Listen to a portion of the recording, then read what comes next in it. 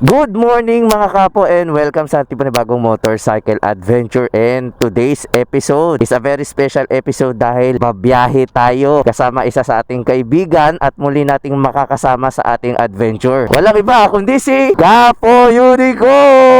Narito na naman kami at babiyahe. Nagmula pa kami sa Parañaque at mula dito sa may Naga City, Camarines Sur ay babiyahe kami na mahigit 6 or 7 oras papunta dun sa may Ilosin City, dun sa may probinsya ng Sorsogon. Pero bago tayo bumiyahe mga kapo, nais kong pasalamatan ang Team Graffiti sa bagong suot nating helmet na Ryzen at ating Nitro Gears na gamit-gamit ngayon. Ito na yung ating bagong gagamitin sa ating mga adventure sa pag-iikot at pagtuklas ng mga naggagandahang tourist destination sa Pilipinas. Maraming salamat po Sir Hammerman, Sir Buhawi at kay Boss M ng Team Graffiti. At dahil mag-uumpisa na tayong bumiyahe, ano pang hinihintay natin?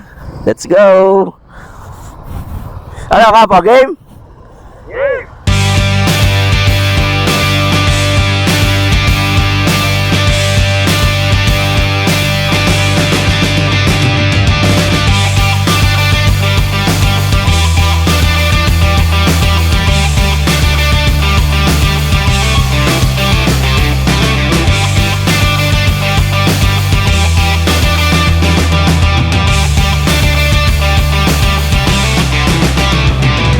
Ito na yung Pilgrim mga kapo. Pilgrim City of Naga. Ang ganda may mga watawa to dahil ay pinagdiriwang natin kahapon yung ika-125 kalayaan ng Pilipinas.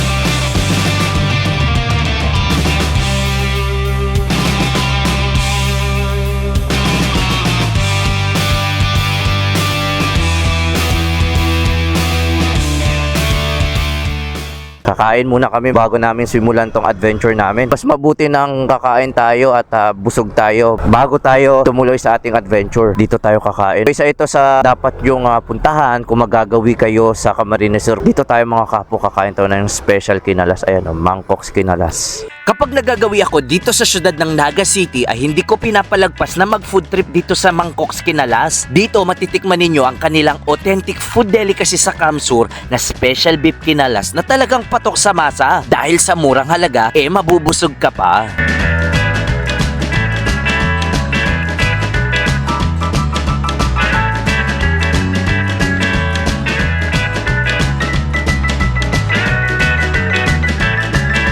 Pagkatapos natin kumain ng kinalas ay dediretso na kami ni Kapo. At mula dito sa lugar kung saan tayo nagmomotor ay babiyahe pa tayo ng mahigit 180 kilometers or mahigit 4 na oras na pagmomotor patungo dun sa Riders Inn dun sa may Ilosin Sorsogon. So maraming salamat po kay Ma'am Edith sa paunlak na patuloyin kami ni Kapo sa inyong napakagandang pahingahan. Kung mapapansin nyo ngayon mga Kapo, napakainit ngayon, tirik yung araw, pero kahit naka-jacket tayo na bigay ng Team Graffiti, naka Nitro Gears tayo ngayon, napakasarap sa katawan mga kapo, no? Kahit tirik yung araw, kahit summer ngayon, hindi mo ramdam, hindi ka pagpapawisan dito. Nag-enjoy kami ngayon ni Kapo Unico sa pagmumotor, takbong 70-80 lang, pero tingnan nyo naman yung estado ng kalsada na dinadaanan namin, napakalibre. At dito sa kaliwang parte natin ay makikita nyo yung Mount Isarog. Narito na tayo mga kapo sa parte ng Pulangi Albay na kung saan, tingnan nyo naman yung kalsada, napakaderecho. Yung dinadaanan natin ay kaliwat kanan yung palayan. Katulad pa rin yung nadaanan natin dun sa may Nabua, Camarines Sur. Ang ganda ng spot na to mga kapo. We are so blessed dahil nakakadaan tayo sa mga ganitong klaseng kalsadahan. Dahil pag alis natin kagabi doon sa may Parañaque City, grabe yung buhos ng ulan. Tapos pagdating natin dito sa may Bicolandia, hindi umuulan.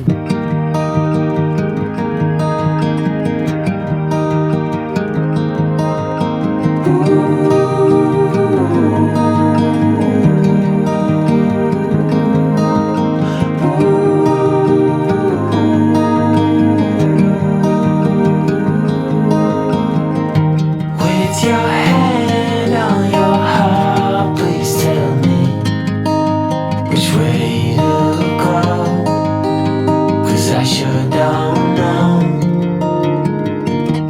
Sana magpakita sa atin si Mayon kahit saglit man lang yung pinaka-perfect shape niya at malaman natin kung ano na nga ba ang nangyayari sa pinaka-crater niya dahil kamakailan nga ay nag-aalburuto ito at nakataas ito sa alert level 3.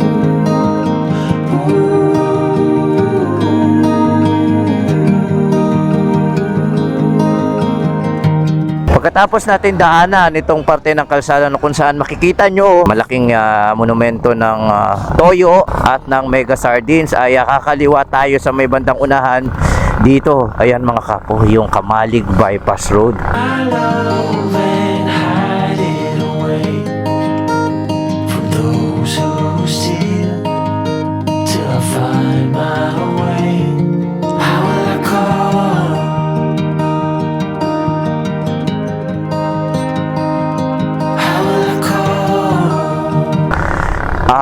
Pakalupit.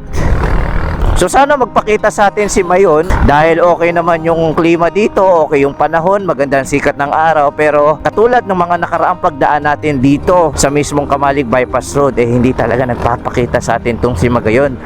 Ito nakatakip yung pinakatuktok niya ngayon, hindi natin makita yung pinakatuktok dahil ayan mga kapo, natatakpan ito ng ulap. Ayon sa mga kwentong bayan, kaya tinatakpan lagi ni ulap itong si Mayon, ayaw niya itong maagaw ng iba. Maghihintay muna tayo dito, magmerienda muna tayo dito sa may parte ng kalsadang ito. Dito tayo mga kapo. Habang maghihintay tayo ng yan, magmerienda muna tayo here. Ayan. Habang hihintay natin na sumilip si Mayon sa atin,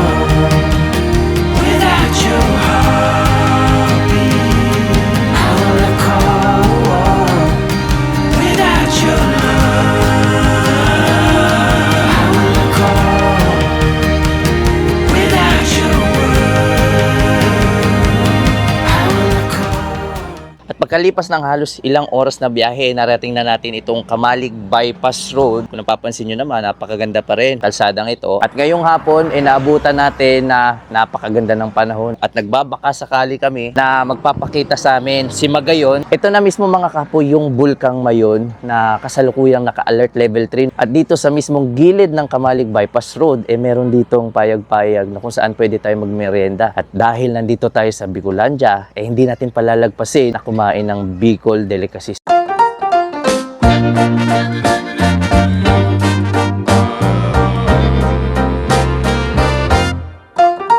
Isipin nyo, nakain tayo ng authentic Bicol Express at ng pinangat dito mismo sa gilid ng kalsada habang pinagmamasdan natin yung Mayon na hindi nagpapakita.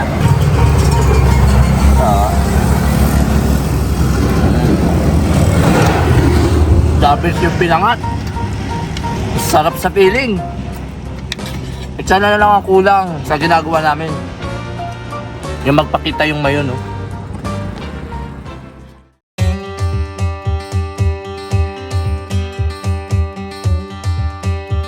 At pagkalipas ng halos isang oras na paghihintay habang kumakain tayo sa gilid ng kalsada, nagpakita na sa atin si Mayon mga kapo. Hindi natin inaasahan na hindi lang isang beses, kundi 2 beses na magpapakita itong napakagandang bulkan na to na pinaka-perpektong hugis sa buong mundo. Ayun na mga kapo. Ang ganda!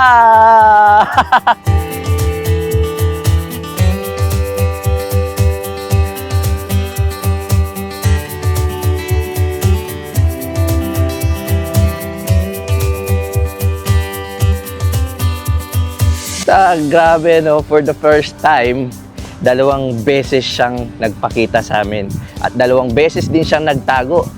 Tingnan nyo, buong buo na naman ngayon si Magayon. Napakaganda mga kapo. Ito yung talagang isa sa mga rason na nagbibigay sa amin ng saya sa tuwing bumabiyahe kami. Kasalukuyan man nag-aalburuto at naglalabas ng laba itong Mayon, nababakas pa rin sa kanya ang kanyang tindig na talagang nakatatak na sa karamihan. Hindi sana magtuloy-tuloy ang pagputok nito dahil sa kabila ng ganda nito ay may mga sibilyan na naiipit. Kailangan kasi nilang persahang lisanin ang kanilang tirahan sa tuwing nag-aalburuto itong Mayon. Ito yung mga bagay na hindi alam ng karamihan, kaya dasal ko ay sana huminto na ang bulkan para naman bumalik na sa dati ang mga taong lumikas dahil sa piligrong hatid ng bulkan.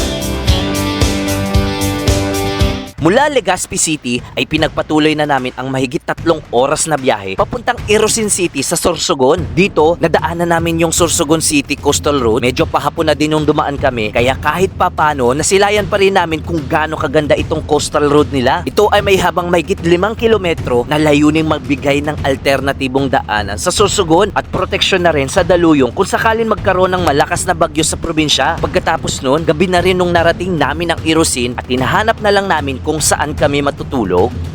Dito na tayo mga kapo. Ito na yung Riders Inn. At narating na din natin eksaktong alas 9 ng gabi. So ito na yung tutuluyan namin. Papahinga na kami ni Kapo Unico dahil wala pa kami masyadong pahinga. So papasok na kami dito mga kapo.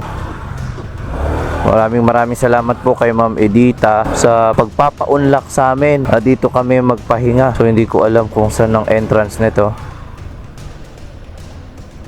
So dito siguro tayo. Ito na siguro.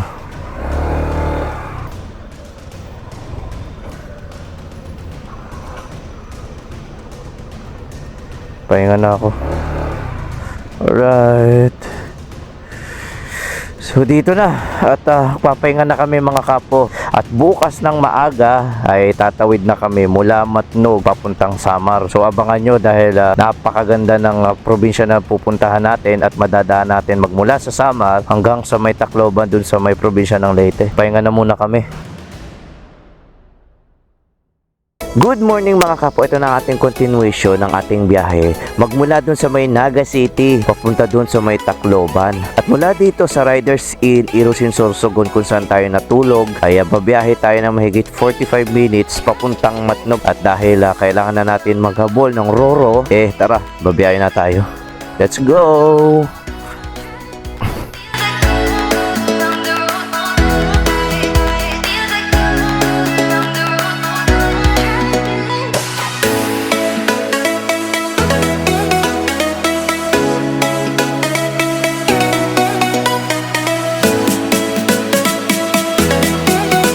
Tignan nyo naman kung gaano kaganda yung kalsadahan dito sa Sorsogon. At ayan, may mga nakikita akong sea of clouds dito. Napakataas ng lugar na to. Kaliwat kanan kahit dito sa may palayan. Ayan, may mga fog. Isa ito sa mga pinakamagagandang kalsadahan na pwede nyong madaanan. So bali, papunta na tayo sa pinakadulong babang bahagi ng Luzon. Ito na yung Matnog na kung saan patawid na tayo doon sa may Samar at Leyte.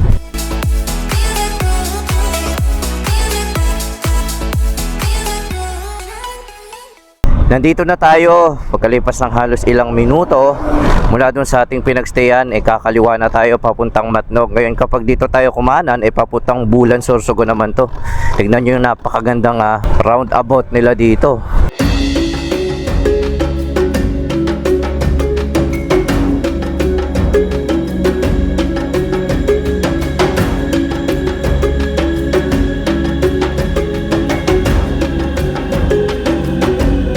Tapos yung kalsada sa gilid dito, grabe yung tanawin, no? Kaliwat kanan yung mga puno ng nyog. Tapos yung napakagandang kalsadahan na inyong madadaanan dito papunta sa may Matnog. Ang ganda mga kapo. Wow!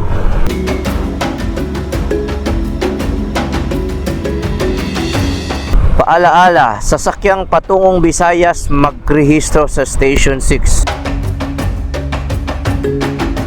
So narito na tayo mga kapos sa unang checkpoint kung saan hihinto tayo. All vehicles bound to Visayas at Mindanao full stop. Queuing and registration station. Pwede na po.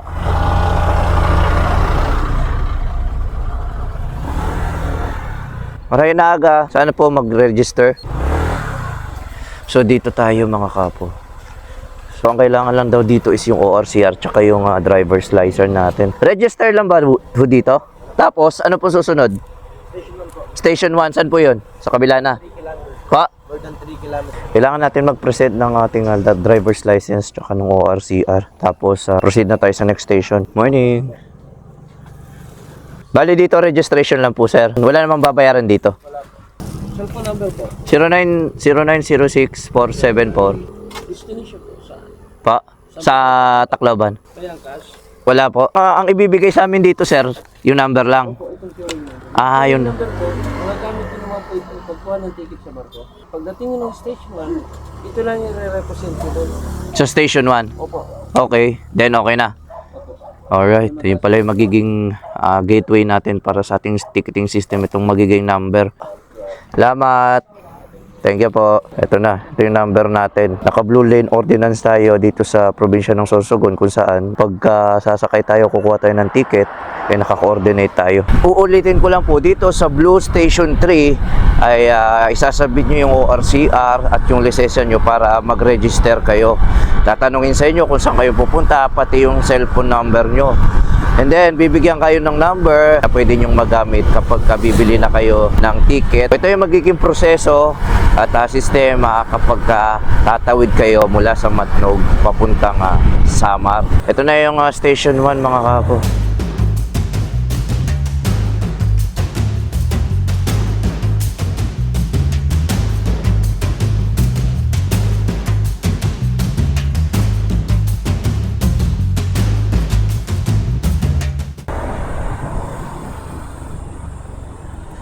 Yan, light vehicle. Station 1. Saan po yung paskat? Andun pa. Ipakita niyo yung number dito. Yung number ipapakita po dito. Okay. Ipapakita daw namin tong number. Ano po ito? Pipila pa po. Pipilapan to. Opo. Wala po akong ballpen eh. Ano kaya ito? Dito. Ayun. Kailangan pa pala itong pilapan. Kala ko kahit number lang siguro, no? Tapos yung plate number. So, dahil wala pa tayong plate number, induction lang muna. Iko-confirm muna natin sa FastCat kung ano ba talaga ang oras ng alis. Nakapagpa-reserve na tayo sa FastCat ng alas 7 ng umaga. Kailangan muna natin i-confirm kung anong oras. Dito muna tayo. Anong oras po yung biyahe ng FastCat ngayon? 12. 12 pa. Da-delay ba? Opo, kasi isang barko lang po, sir. Isang barko lang. So, paano magiging namin? Babalik kami. Pawa yung queuing number, sir. Then, nandun. I-confirm ko daw kung anong oras eh. Kunin ko muna yung number. O, sige. Balik ako. Thank you. Mula sa alas 7 ng umaga, naging 11 yung oras ng barko natin. Balik tayo dun para inform sila. Ang oras ngayon ay 7, 8, 9, 10, 11. Meron tayong spare time na 4 na oras. 11. Bibili muna kami ng ticket at kukuha kami ng queuing number tapos ilalagay yung oras kasi naka-coordinate yung mga bawat station dito from station 1 to station 3 tapos doon sa may ticketing. Apa.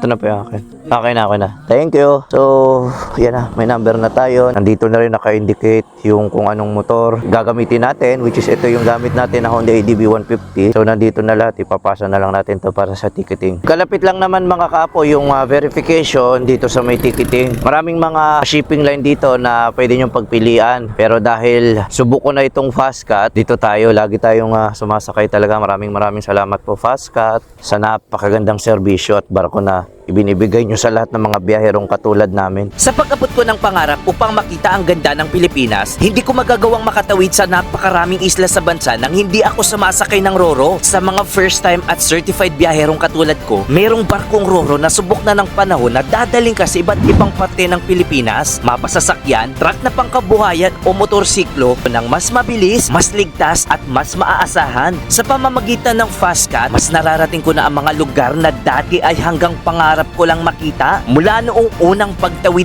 ko hanggang ngayon.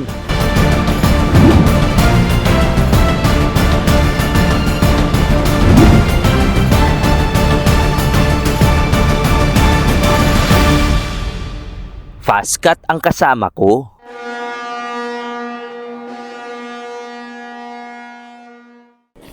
Ito na po. Babayaran na din po. Pakisulat na lang po, sir, ng mga pangalan po. Ilang sisi po yun, sir? Pa, 150. Ano po kayo, sir? Mag-upgrade? Ano upgrade? May aircon po? Magkano ba difference po ng economy to premium? Yung economy po, libre. Yung premium po, 36 lang po ang ano po. Magkano? 36 po. 36? Opo. Yung i-upgrade namin. Opo, yung may business class po, 96 po yung driver. Teka lang, magkano po ba ng bayad sa Roro? 605. 605. Ano po sa inyo, sir? Business class or premium economy? Premium economy mo lang. 641 po. After nito, saan yung bayad namin? Ano po? PPE po. PPA? Opo, dyan po yung may guard. Okay. Mga maraming tao na nagbabayad dyan po. Tapos katabi naman po nun, yung LGU. Tapos patatak po ng Coast Guard. Pwede na po kayo pumasok sa loob na. 641 po, no? Dito na tayo, no? Ito Doon na. po sa may nagbabayad po sa may guard, dito po. Bilang naman po sila ng tikiting. Okay, thank you. Sa LGU muna tayo. Magkano kaya to? Ito po, ma'am. Good morning. 15 pesos po, no? Opo, plus sa passenger pa po yun. Magkano po? Ilan kayo, sir? Isa lang po. 26 na lang. 25. Okay na, sir? Okay na to? Dito na po sa sunod. So yan, nagbayad tayo ng 25 para sa ito naman, passenger port terminal naman yung babayaran natin. 30 po. Ito po. Pila naman tayo para sa so itong binayaran natin 30 ay para sa passenger terminal. So dito naman yung para sa motor, maganda tayo ng 65. Para sa mga nagmumotor, 65 yung babayaran nyo, tapos 129 sa mga ayan, hanggang van yan. Ito na, 65, 30, 25, tsaka yung sa Roro natin, 605. Punta tayo dito sa Coast Guard para ready na tayong mag-loading. Ito po.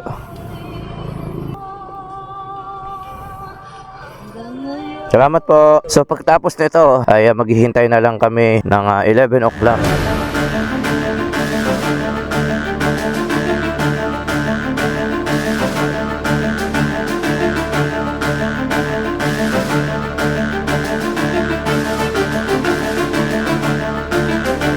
At ayan mga kapo, nandito na tayo sa pinakadulong babang bahagi ng Luzon. Ito na yun mga kapo. Ito na yung Matnog Sorsogon.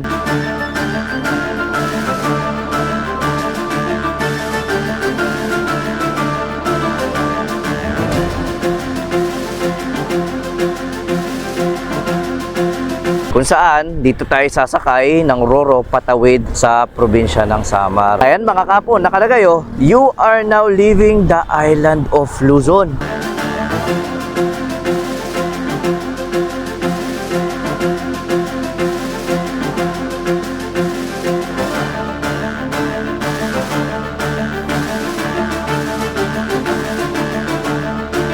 Wow! Matnog Ferry Terminal. Municipality of Matnog, 646 kilometer. Ano oras alis ng Pascat, Chip?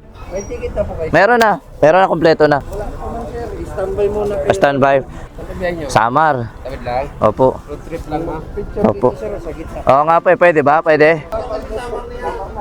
Magpipicture muna kami dahil tingnan nyo yung nakalagay sa likod namin. You are now leaving the island of Luzon. Pagkatapos ng ilang oras na paghihintay, ay papasok na kami dito sa Arco. Maglo-loading na daw ng mga sasakyan at motorsiklo, kaya papasok na tayo. So ito na mga kapo, tatawid na naman tayo sa pinaka-marker. Palatandaan na aalis na ulit tayo sa isla ng Luzon. Dito yan matatagpuan sa may Matnog Sorsogon. Tara! Thank you po!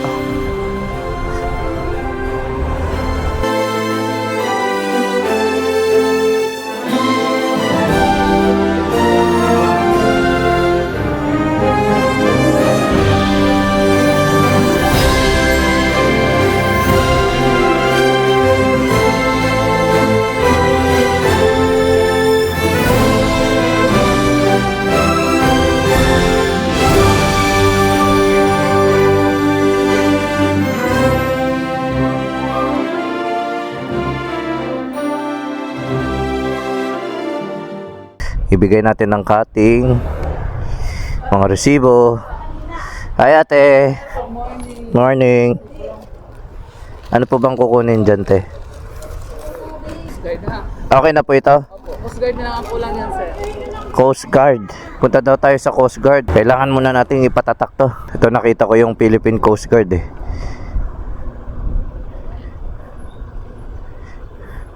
Chip pa, paano sa Coast Guard?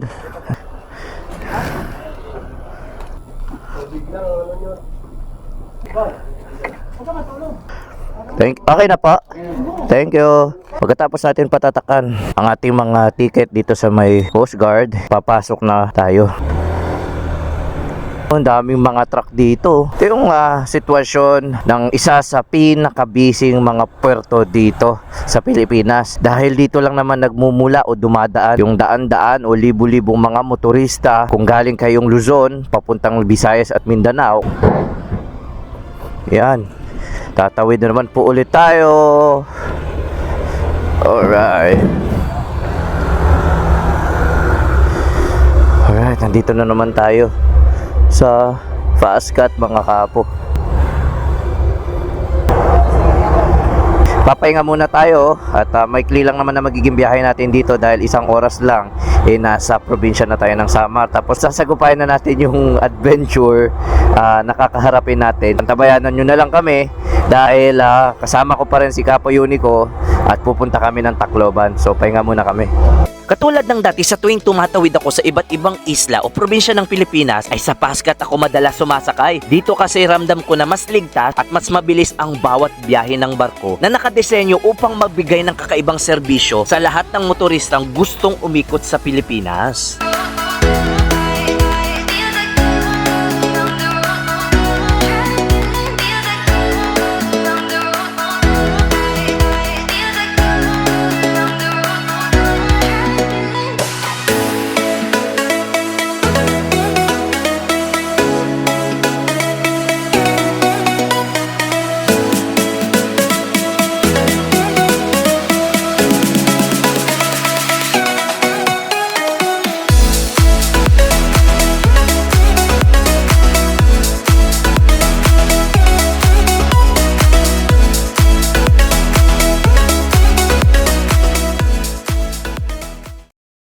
Pagkalipas ng halos 1 oras na biyahe, narating na agad natin itong Port of Tap-Tap dito sa parte ng Northern Samar. Mag-unload na ulit tayo. Thank you! Salamat! Kaya po. Alright, dito na naman tayo. Alright, boom, boom. Ay nabutan na tayo ng alas 5 ng hapon. Maghahanap muna kami ng tutuluyan dito sa may parte ng Calbayog City. Hindi muna kami dediretso, pero bukas ng umaga ay papakita ko sa inyo kung gaano kaganda ang kalsadahan dito sa kabila ng mga ganong klaseng road conditions meron itong probinsya ng Samar. At ito ang ating kaibigan, si Capo Unico, ay gusto kong batiin dahil sa kauna-unahang pagkakataon ay nai-unlock niya yung Leaving the Island of Luzon dahil mula Bulacan ay napakalayo nitong Matnog. So Capo, kamusta? Ayos? Sobrang goods na goods. So dahil ngayon magbabiyahe na kami. Are you ready? Ready na. So let's go na mga kapo, biyahe na tayo. First time kong dadaan dito na may liwanag at papunta ako ng Tacloban. Time check, alas 4:30 ng hapon at meron pa kaming 1 oras para magmotor. Maraming mga transient in dito sa probinsya ng Samar kaya wag na wag kayong matatakot kung sakaling abutan kayo ng 10 oras ng gabi. I suggest na magpahinga kayo dahil mahirap kalaban ng antok. Kapag inantok po kayo sa biyahe, magpahinga. Maraming mga transient in dito. Ito yung madadaanan ninyo pagbaba nyo sa may Dakdak Port dito sa Allen, Northern Samar. Coastal area yung dinadaanan natin. Napakasimple lang ang pamumuhay dito. Ito yung isa sa mga gustong-gusto ko sa tuwing nagra-ride ako sa mga malalayong probinsya. Napakasariwa ng hangin at hindi ganun ka. Tignan nyo yung kalsada. Libreng-libre. Ang ganda ng kalsada dito. Ayun oh! Wow! Ang ganda mga kapo! Yung kalsada napapagitna ng mga palayan at kulay berde.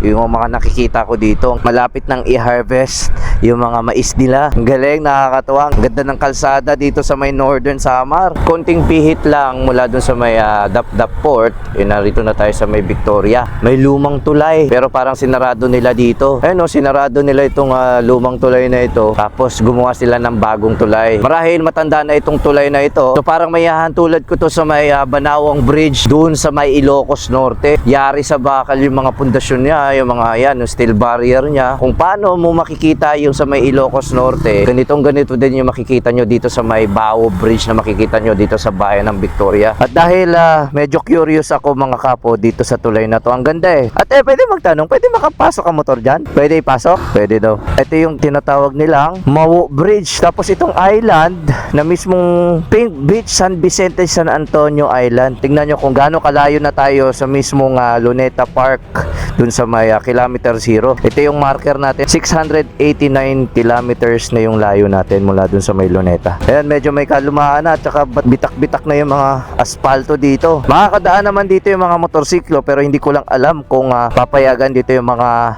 sasakyan o mga 4 wheels.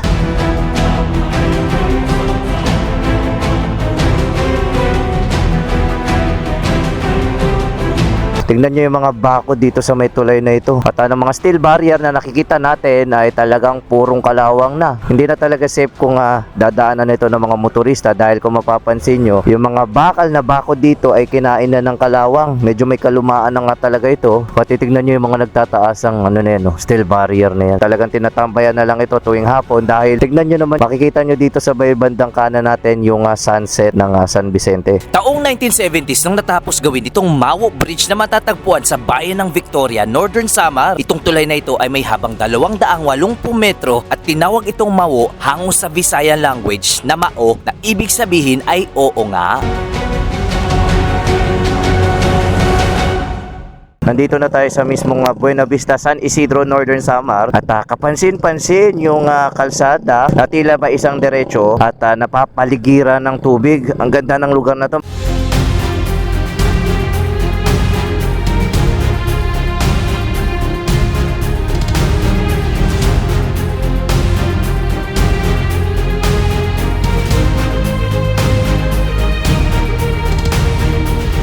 Itong parte ng tulay kung saan huminto tayo ay kapansin-pansin yung kaliwat kanan ngayon. Yung mga bundok na yan, yung mga puno ng bakawan at yung napakadiretsong kalsada, tila ba'y nagbibigay ng kakaibang saya sa mga madadaan dito. At dahil pahapon na, yung tanawin na nakikita ko dito ay talagang makapigil hininga. First time kong nasilayan itong napakagandang kalsadahan dito sa Northern Samar, kaya natutuwa ako at naibabahagi ko sa inyo. Yan, tignan nyo ang ganda ng mga tanawin dito. At dito naman sa kaliwa may mga palaisdaan. Ang ganda mga kapos.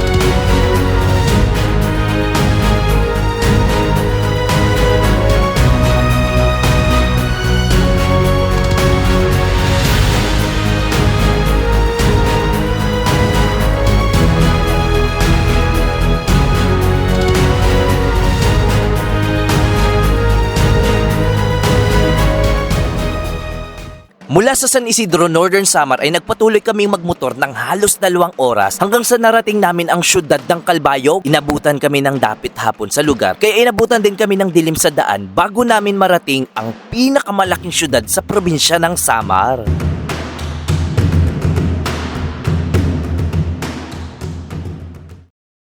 Good morning mga kapo, ito ng ating day 3 at continuation ng ating biyahe. Narito tayo sa mismong Calbayog City at dito tayo nagstay sa mismong 3 Gems Pension House na matatagpuan dito sa barangay 750, Barangay Obrero, Calbayog City. So kung naghahanap kayo ng matutuluyan katulad namin ng biyahero at motorista, the best na to. Pwede nyo itong i-consider. Matatagpuan na lamang ito sa likod ng Red Iron Hotel at sa murang halaga na 650 pesos ay nakapagpahinga na kami ng maayos at aircon dito at syempre nakapag-charge kami ng ating mga gadgets para ngayong araw ay may pakita namin sa inyo yung mga naggagandahang kalsadahan at tanawin sa aming buong biyahe papunta doon sa may Tacloban City. So ano pang inihintay natin mga kapo? Let's go!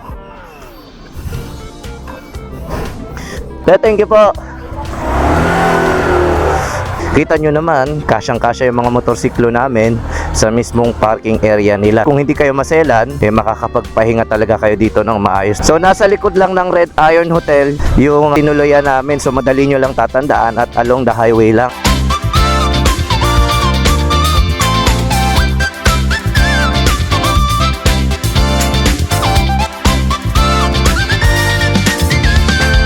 Meron kami nadaanan dito sa gilid ng kalsada, may mga cottages na kung saan pwede kayong magrenta at kumain at maligo sa dagat.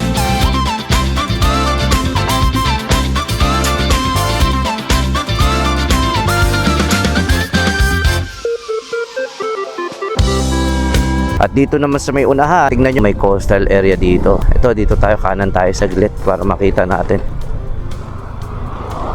Ang ganda ng coastal area. Wow, ang linis ng tubig. Welcome to Santa Margarita. Tapos meron dito silang I love Santa Margarita.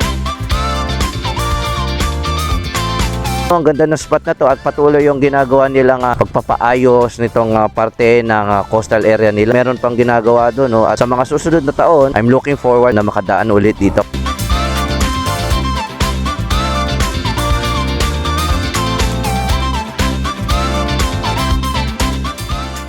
Tignan nyo yung mga rolling hills na nakikita natin habang binabaybay itong kalsada. Nagbeberde yung mga rolling hills. Hindi ko alam kung kita ba sa ating mga camera dahil medyo against the light. Pero lahat ng nakikita ko dito sa may bandang kaliwa natin, ang ganda ng mga rolling hills. Oh. Kulay berde mga kapo.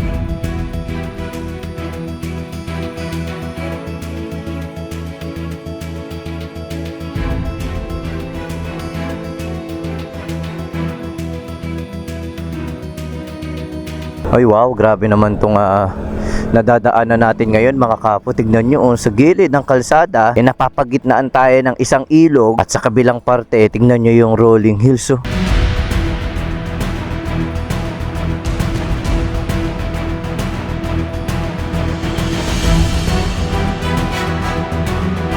Ang ganda nito. Best spot to dahil sa gilid din ito. Ayan, rolling hills din. Hindi ko alam kung nasaan akong parte ngayon ng summer, pero ito yung nadaanan namin kaya hindi namin mapigilang huminto dahil napakaganda naman talaga. Hindi may kakaila na napakagandang probinsya ng Samar.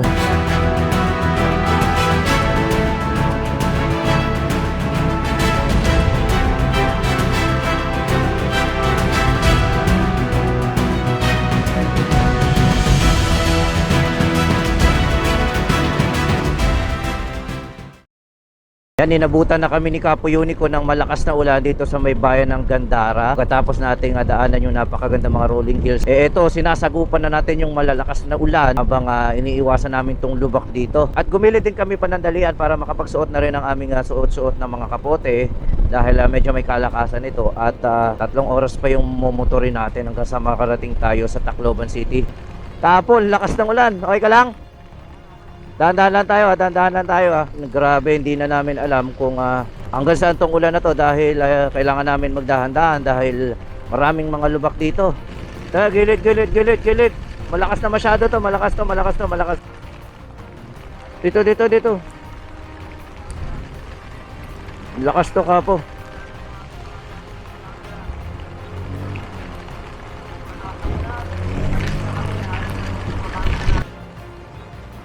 Sa paa. Minto na tayo dahil napakalakas na ng ulan. Wala pa kami sa kalahati, may higit 4 na oras pa yan magpapalit ng kapote si Capo Unico. Ewan ko lang pag hindi pa nakita si Capo Unico sa kulay niya. Ayan, tingnan mo, parang lumulutang. Grabe ang lakas ng ulan, oh. Sayang, may magandang rolling hills pa naman dito. Medyo nagpo-fog yung salamin natin. Lakas ng ulan eh. So tara, sasagupahin na natin to. Kailangan namin pumunta doon sa may unahan dahil medyo maliwanag doon sa may unahan. Dito grabe ang lakas ng ulan talaga.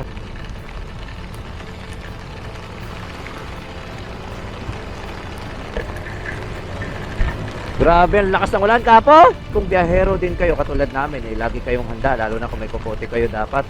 Kasi hindi nyo alam kung kailan pupuhos ang malakas na ulan. Hindi pwedeng babiyahe kayo na wala kayong proteksyon lalo sa sarili nyo.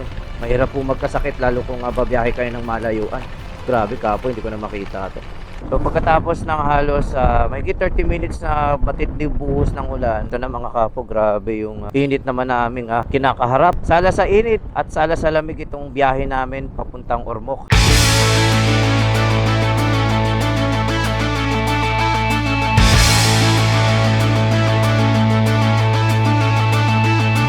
Makakadaan lang natin ang bayan ng Catbalogan City at kulang-kulang 85 kilometers pa o may 2 oras. Yung momotorin natin, nagpapatuyo lang tayo dahil kanina malakas ang ulan. At ito, pinagdadaanan natin ngayon. Yung mga snake road, tignan nyo yung mga kurbada, mga kaapo. No? Ang init ngayon dito.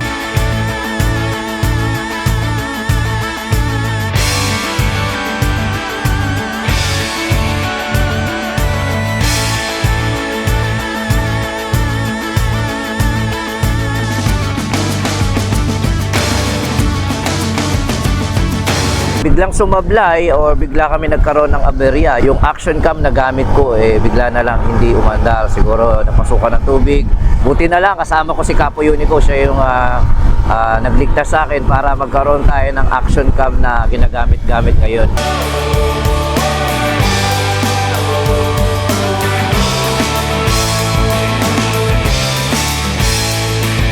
Dumadaan ulit tayo sa gitna kung saan yung kalsada napapagitna ng mga tubig.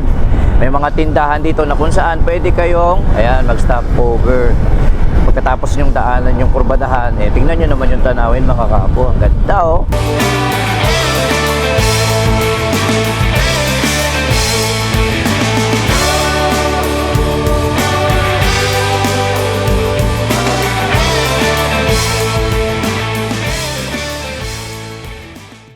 Ay, eto na. Grabe to. Eto na mga kapo. Nagsisimula ng tindi naman ng mga lubak dito.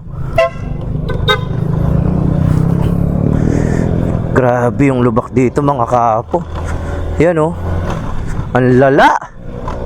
Ay, putik yan. Ay, aray. Dito pa talaga sa mismong kurbada. Merong lubak na ganun. Ang tindi nun ha. Pero kailangan nyo talaga mag-ingat. Lalong-lalo na kung hindi nyo pamilyar yung kalsadang dadaanan niyo, lalo na sa mga ganitong klaseng probinsya. Kaya mag-iingat po kayo kung dadaanan niyo tong parte dito sa may unahan ng Mochong. Meron tayong nadaan ng nagbibisikleta na tingnan natin. Cavite to Sogod, Southern Leyte. Pakalupit. Bisikleta lang ang gamit. Pakalupit mo, sir. Punta ka pa ng Southern Sogod pa. Opo. Layo nun. Layo pa. Lakas ni kuya oh. Ano pangalan mo, sir? Albert Dalida. Albert Dalida. Shoutout kay sir. Ang lakas ni sir oh. Ang layo ng Cavite, lalo na dito mga kapo. Binabike lang at may bandera siya ng Pilipinas dito. Ang galing, nakaka-proud naman yung ganito sa lahat ng mga naka two-wheel rider dito, mapa bisikleta o mapa motorsiklo. Mabuhay po tayong lahat. Uy, tignan nyo oh. May statwa dito. Tignan natin kung ano to. Barangay Timbangan, Calbiga. Meron pang tingnan nyo. Mary Mother of Mercy, pray for us. Napakaganda naman ito. Tignan nyo yung statwa ni Jesucristo at saka ni Mama Mary naka-landscape.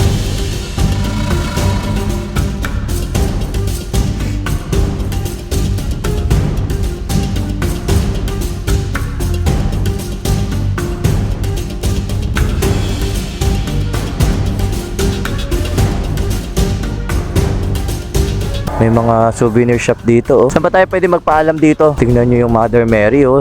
Nasa taas. Ito may mga statwa ng mga madre. Magiging tourist attraction to dito sa bayan ng Calbiga. Tingnan nyo, napakaganda ng statwa na to.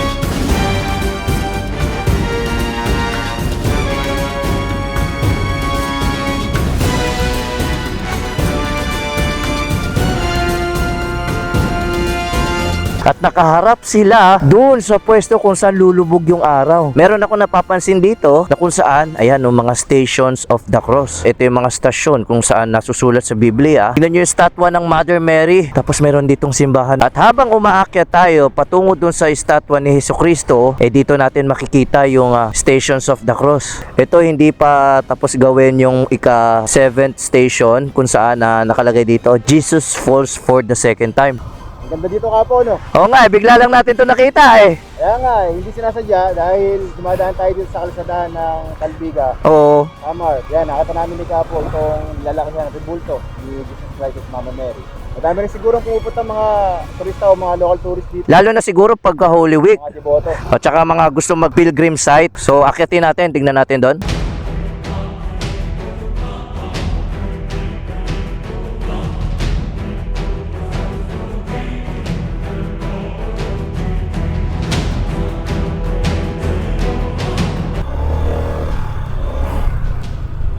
Ayan oh. Wow. Tingnan natin to dito. Nasa likod tayo ngayon ng mga statwa. Kaya pwede umakyat? Salamat! Subukan natin lapitan to mga kapo dahil narito na rin tayo. Tingnan nyo, umaakyat-akyat tayo. Patuloy pa rin ang construction na ginagawa dito. Sa mga susunod na buwan o taon, ma-enjoy nyo na. At kung magagawi kayo dito sa parte ng Calbiga, makikita nyo itong napakalaking statwa ni Jesucristo at ni Mama Mary. Nadaanan lang namin itong naggagandahang tanawin at hindi namin inaasahan na may ganito pala dito sa lugar ng Samar.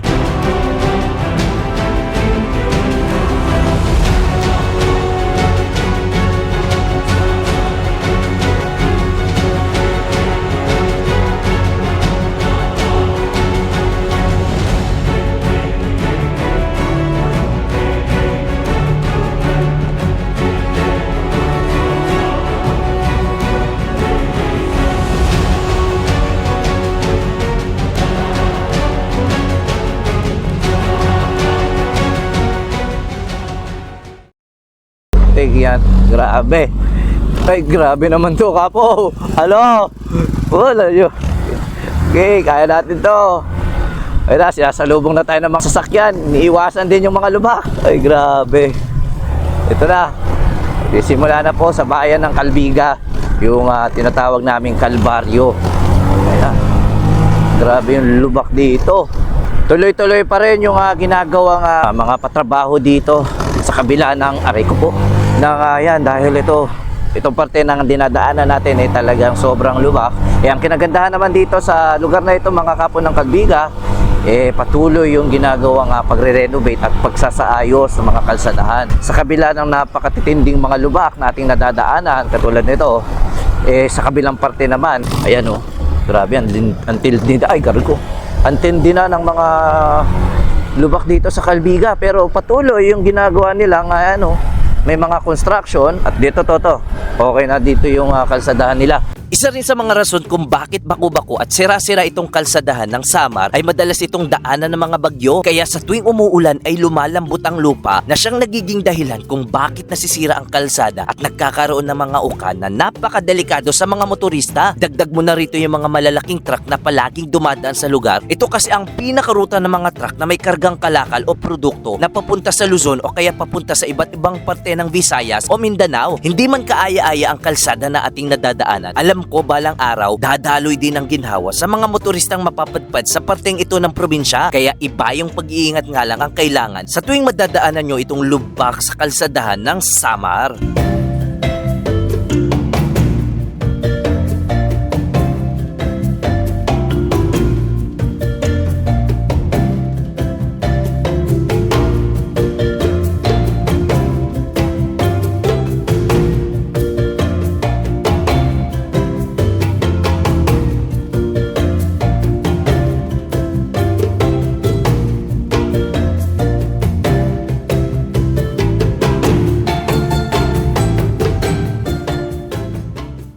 Ito na naman po ang Kalbaryo natin. Aray ko po, aray. Kailangan natin itong iwasan, dito tayo. Grabe. Ay putik, may bus. Dito tayo. Wala ng lubak dito. Wala kang choice kundi sagasaan na lang. Ito, grabe. Aray ko po. Ang lala nito. Diyos ko. Parang pinagbagsakan ng mga bulalakaw. Ang lalaki ng mga butas. Grabe ang lubak. Pagkatapos ng rektahan.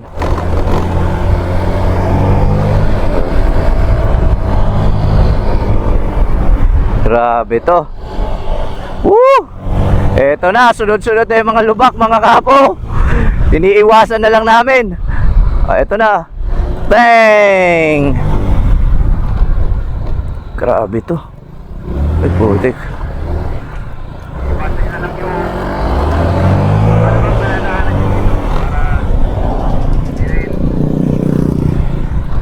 Grabe tong parte ng kalsada na ito.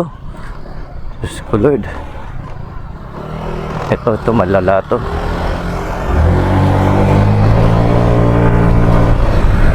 Nandito na tayo sa may Santa Rita, Samar at tatawid na tayo doon sa may Leyte. Grabe, tumitindig yung balahibo ko. Narito na naman ako. Ito na yung San Juanico Bridge. Welcome to San Juanico Bridge. Nakarating din tayo. Alright, nandito na kami. Dito sa may starting point kung saan tatawid na tayo papunta doon sa probinsya ng Leyte. I heard you want to leave this place where we grew up. This old town, just put it all behind. Remember you and I would always find somewhere to hide when we were kids, so we could see and hear the water run. The river's gonna cry when you're gone.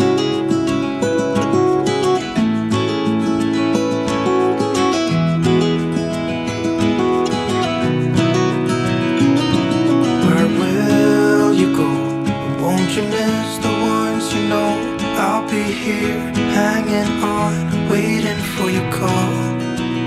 Seems like time.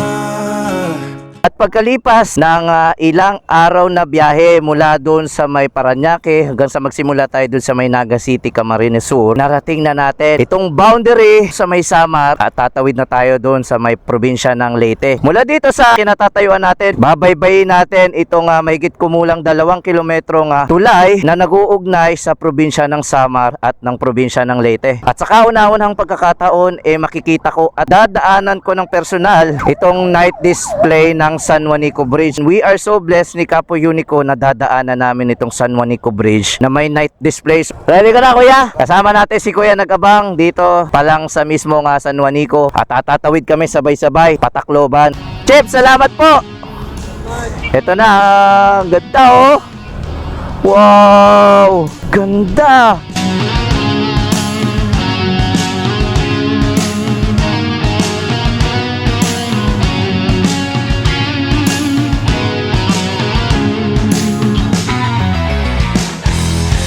Ang ganda ng Pilipinas! Woo!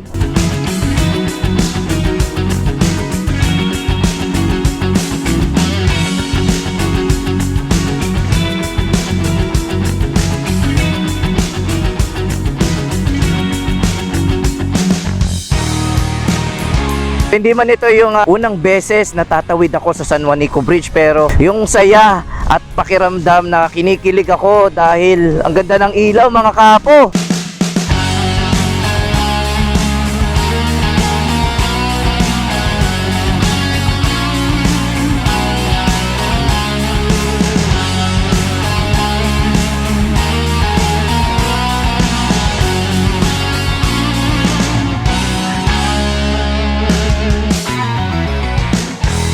Patawid na tayo, mga kapo. We are now leaving the island of Samar. At nakalagay na, welcome to Leyte! Nandito na tayo! Woohoo!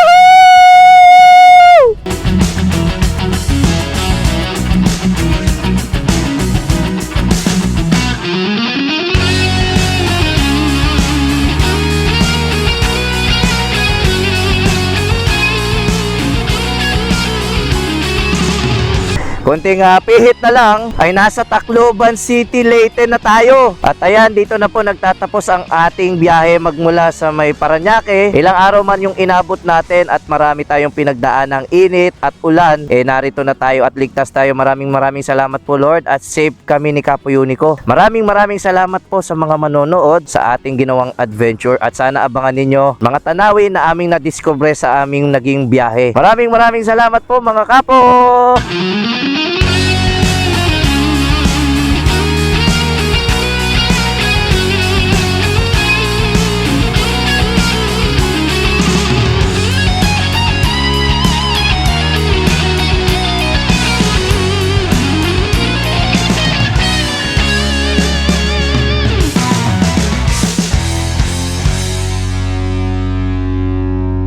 Good morning mga kapo at welcome sa ating panibagong motorcycle adventure. At ngayong araw, tara samahan nyo ako dahil ngayon ay bibisitahin natin ang pinakamataas na tulay na makikita dito sa Pilipinas. Kasalukuyan tayong narito sa Bayan ng Dulag, isa sa mga barangay o nasasakupan ng probinsya ng Leyte kung saan magsisimula tayong magmotor papunta doon sa may Sogod, Southern Leyte. At kung mapapansin nyo, nasa ating likuran ang estatwa ni Faustino Serrano na dating alkalde ng Bayan ng Dulag.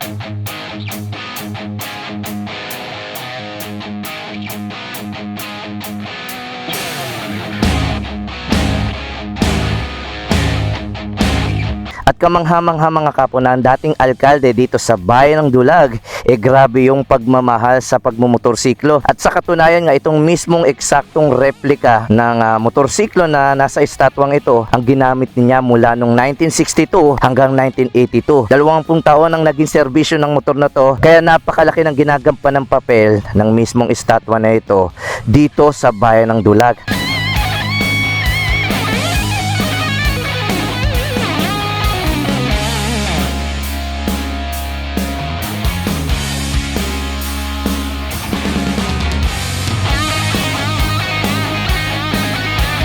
At dahil medyo malayo-layo pa yung ating biyahe, tara, umpisahan na natin ito at sama kayo dahil ipapakita namin sa inyo mula dito hanggang Southern Leyte yung mga naggagandahang tanawin habang nakamotorsiklo. So ano pang hinihintay natin? Tara, let's go!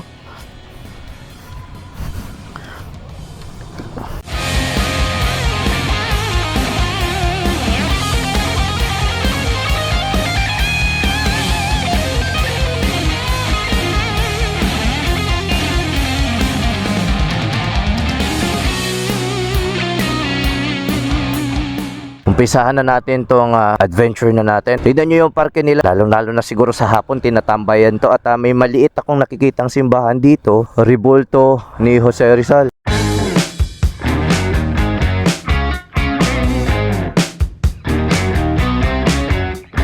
Pero bago pala tayo pumunta sa may Sogod, Southern Leyte, magpapa-change oil muna tayo dahil mahigit 1,000 na rin yung tinakbo ng ating motorsiklo magmula sa Parañaque City hanggang dito sa may Bayan ng Dulag sa Leyte. Maghahanap-hanap muna kami ng motorcycle shop dito sa Bayan ng Dulag upang makapag-change oil ng maayos. Kailangan namin ingatan yung aming motorsiklo dahil ito yung aming gamit-gamit sa pag-explore ng Pilipinas. So tara mga kapo.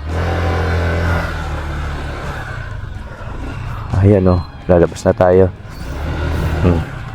Tara.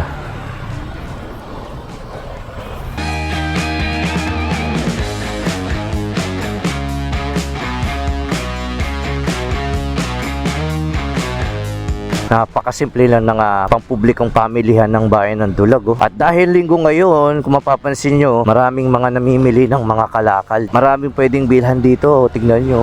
Nakakatuwa dahil first time ko dito sa Bayan ng Dulag at nakikita ko kung anong itsura at kung gaano kasimple ng kanilang pamumuhay. Meron kaming nadaanan ditong motorcycle shop. Papa-change oil muna kami dito ni Kapo Unico. Dito sa may John Michael Workshop. To be exact, ang tinakbo natin is 1,500 kilometers na pala yung tinatakbo ng motorsiklo natin. Para sa mga biyahero at nagmumotorsiklo, dapat ialagaan nyo yung ating mga motorsiklo, lalong-lalo na sa pag-change oil. Kuya, may Castrol kayo? Meron? May Castrol kayo? Ha?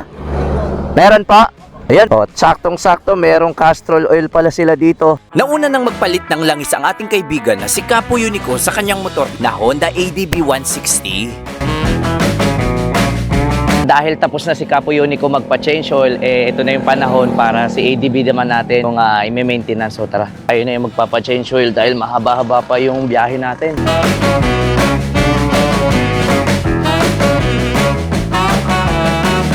Ito yung gagamitin nating langis para sa ating biyahe dito sa Southern Leyte. Napakahalaga ng change oil sa ating ginagawa nating biyahe, lalo na napakahaba nito. Sa kasalukuyan, 1,500 na yung tinatakbo ng mga motorsiklo namin ni Kapo Unico. Importante na aalagaan nyo yung motor nyo sa change oil gamit ang Castrol oil. At dahil medyo may katandaan na itong ADB 150 natin na may kasalukuyang odometer na mahigit 70,000 na, yung interval na ginagawa ko kapag nag-change oil ako, sinasabay ko na rin yung gear oil. Dahil Castrol oil yung gamit ko sa makina, syempre gamit ko din yung gear oil ng Castrol. At dahil tapos na kami magpa-change oil ni Kapo Unico, ay magsisimulan na kaming bumiyahe patungo dun sa may Sogod, Southern Leyte. So ano pang hinihintay natin?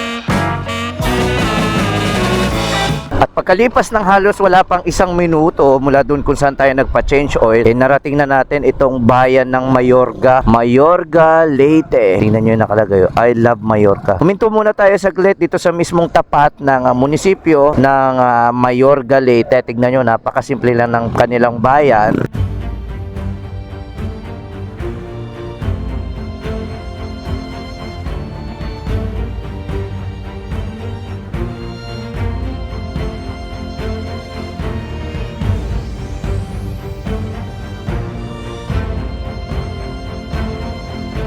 So, bye-bye kaliwa, Maasin, kaliwa. Dito tayo mga Kapo, papunta tayo sa may Maasin. Ito yung magiging landmark nyo, yung Petro na yan. Pag dumiretso kayo doon, doon yung Javier. First time ko itong daanan, kaya namamanga ako sa mga nakikita ko ngayon.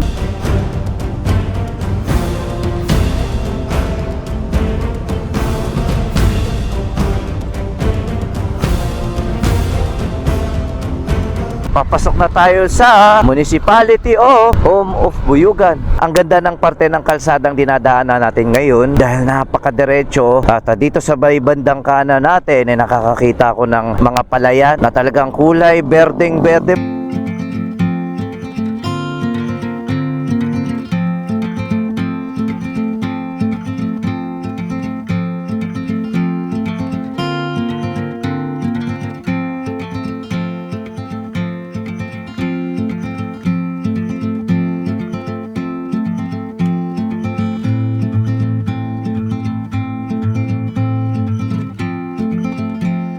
Bigla muna kaming napatigil sa parte ng kalsadang ito na kung saan namamangha kami sa napakagandang tanawin na ito. Kakaibang saya yung nararanasan namin sa ganitong klaseng pagkakataon dahil sa ginagawa lang namin pagmumotorsiklo sa buong Pilipinas. Nakikita natin yung kagandahan nito. At dito sa parte ng kalsadang ito, lalong-lalo na kung rider kayo, nawawala lahat ng aming pagod. Sa tuwing nakakakita kami ng ganitong mga tanawin, nakakawala ng pagod talaga dahil ilang araw na rin tayo nagmumotor at ilang libong kilometrahe na rin ang ating naaabot.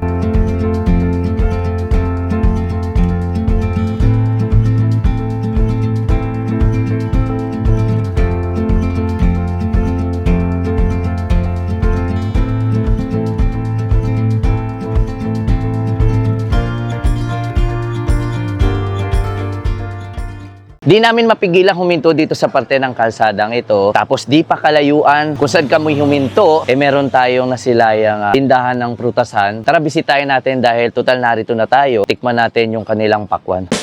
Kuya, good morning po. Kuya, magkano po yung per kilo ng pakwan natin ngayon? 25 lang po, sir. Ano po to? Seedless or may buto? May buto, sir. So tignan nyo mga Kapo, namumula-mula yung pakwan na meron sila. Kaya bigla tuloy ako natakam na tikman yung pakwan dahil tirik yung araw. Ito po. Ilang kilo po yan? Tatlo? Tatlo na lang yan. Tatlo na lang. Oh, maraming salamat kay Kuya. At dahil ito, bumili na tayo ng pakwan, natatakam na ako kaya pabiak na natin to. At wala akong nakikitang buto Kuya. Kaya nga, sir. Parang ano, sir. Ba? Matamis yan, sir. Matamis yan. Bukod sa pakwan, ano pang meron kayong tinitinda? Melon. Kaso naubusan kami, sir. At dahil summer pala, ito yung kanilang itinatanim at ito na yung bunga, melon at saka pakwan. So dahil nabiyak na, tikman na natin to. Sugahan natin sa pinakagitna dahil nandito yung matamis na parte. Na, ayos. At dahil summer ngayon, itong pakwan na to ay nakakapawi ng uhaw, lalong-lalo na sa makatulad nating bumabiyahe ng malayo. The best ito dahil may tubig na itong kasama at busog ka pa. Ang ganda naman itong parte ng kalsada na ito. Tignan nyo yung bundok, oh.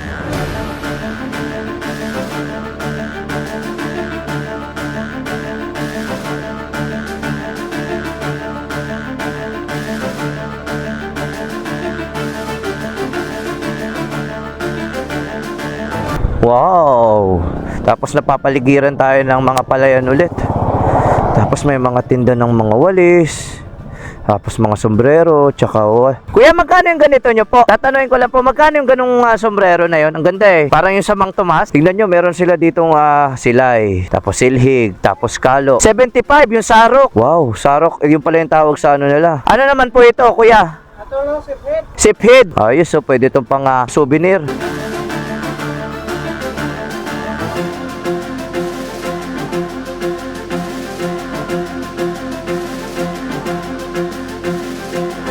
Nakikita ko na sa ating mapa yung mga kurbadahan paakyat nitong bundok na to. Grabe yung mga kurbada na ito. Ang tatarik at sobrang siko, kumbaga hairpin clip turn. Wow. Grabe yung liko na to.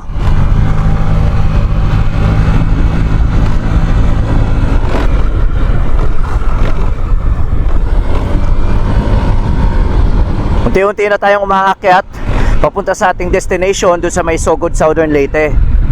Wow.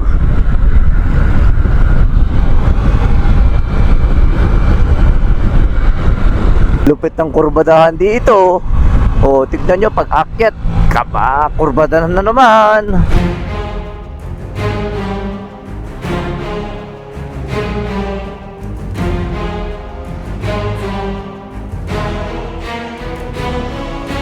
Sakto paghinto namin dito sa mismong umpisa ng ang kurbadahan paakyat ng bundok. Na-timingan natin na may kilometer marker. Napakahalaga ng kilometer marker na to kaya hinahanap natin yung mga 36 na kilometer zero sa bansa. Kung mapapansin nyo sa itaas na parte ng kilometer marker na to, mapapansin nyo may letter K at numero. Ibig sabihin nito mula sa may Luneta Park dun sa Manila, 978 kilometers na yung minomotor natin. At dito naman sa may babang bahagi, kung mapapansin nyo may initials na MH at number 12, ibig sabihin nito, mula dito kung saan natin makikita ang kilometer marker, 12 kilometers na lang ang layo ng susunod na bayan ng Mahaplog. Ito yung importansya kung bakit ko hinahanap yung kilometer zero sa buong bansa dahil kahit wala kayong GPS, kahit wala kayong Waze or Google Maps, mawalan kayo ng signal ng cellphone, kung pagbabasihan lang natin yung kilometer marker, hindi kayo mawawala at alam nyo kung saan kayo papunta. At ibabahagi ko sa inyo yung side ng kilometer marker na to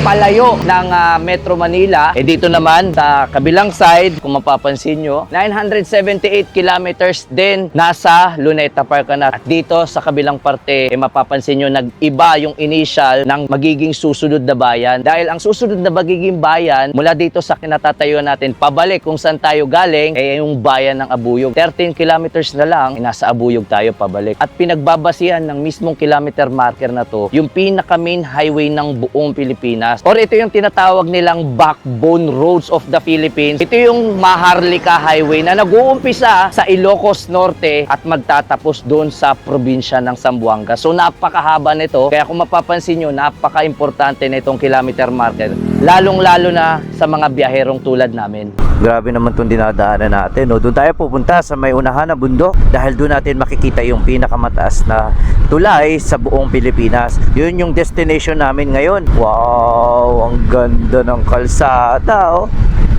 Narating na din natin yung pinaka-town proper ng bayan ng Mahaplag dito sa may Southern Leyte.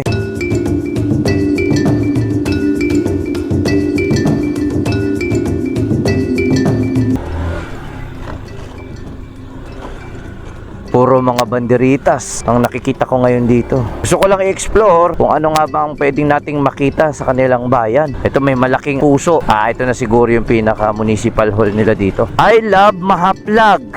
Alright, nandito na tayo.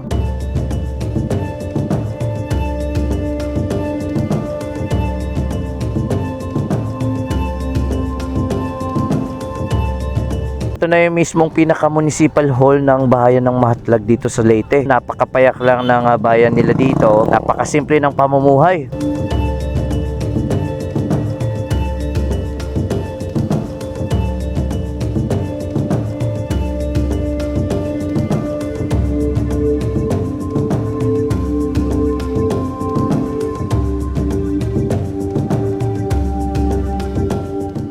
Tignan nyo, meron ditong signage. Pag kumanan tayo dito, ito na yung papuntang Hilongos, Leyte.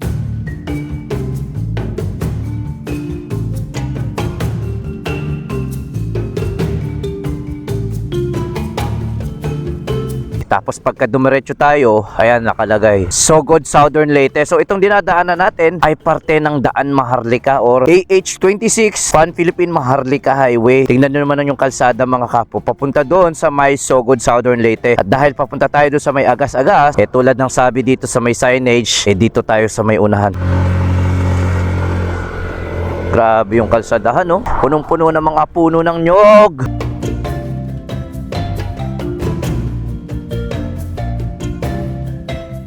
$14 minutes na lang mararating na natin. Kulang-kulang mga 10 kilometers.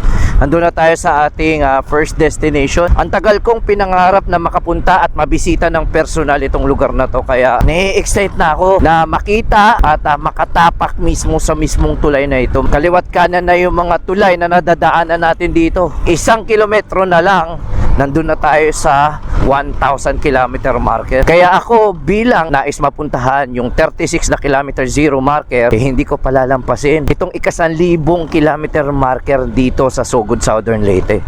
Asa na ba yun? Approaching na tayo mga kapoy. Ay, ito na. Kita ko na. Nasa may bahay yung kilometer marker na 1,000, no? Ayun, no? Wow! Nasa gilid lang, oh. Tignan nyo yung kilometer 1,000 dito. Ang layo na natin mga kapo. Tignan nyo, may tulay tayong madadaanan ulit. Anong tulay ito? Lahongon Bridge. May haba itong 93.15 meters. At tignan nyo naman, pagdaan natin dito sa mismong tulay, tignan nyo, may ilog. Tapos napapaligiran tayo ng mga puno ng nyog.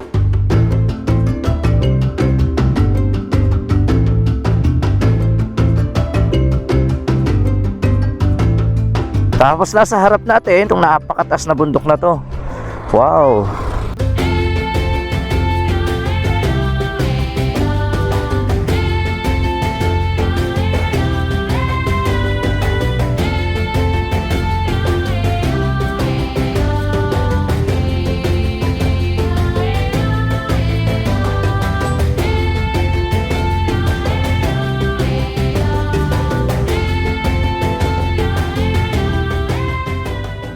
Proceed na tayo doon dahil 6 kilometers na lang. Paspasan na natin kasi medyo kumukulimlim. Kailangan natin masaksihan ang ganda ng tulay na yun. At para masaksihan natin yun, kailangan natin makapagpalipad ng drone. Sana hindi umuulan. Bridge work ahead.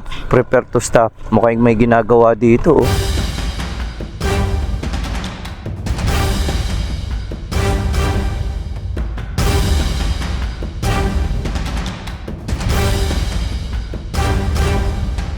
May ginagawang tulay dito. Tapos ayun yung mga crane nila, oh. Yung mga excavator dito. Tapos yung tulay, merong harang. So hindi pwede makadaan dito yung mga malalaking truck. Pwede? Yun. May kalumaan na tong tulay na ito. Tapos yung mga steel barrier, nakikita ko nga nabubura na yung mga kulay ng pintura. Tignan nyo yung parte ng bundok na to, tinatabas. So para ginagawan pa ata ng panibagong tulay. Ilang kilometro bago natin marating ang ating destinasyon ay meron tayo ditong nadaan ng tulay na kung saan dun pa lang sa entrada ng tulay na iyon merong nakaharang. Puro mga 4 wheels lang at hindi pwede makadaan yung truck o mga malalaking sasakyan dahil merong nakaharang doon at sasabit sila. Marahil itong tulay na ito ay luma at mahina na ang pundasyon. Dito naman sa parte ng tulay na ito, patuloy yung construction na ginagawa dito. Makikita natin yung mga steel barrier at nakaplantilya na yung magiging bagong tulay na ito. Marahil itong tulay na dinaanan natin ay sobrang luma na at inaasahan ko sa mga susunod na buwan at taon matatapos na itong bagong tulay na ito para madaanan ng maraming mga biyahero, lalong-lalo ng mga malalaking truck.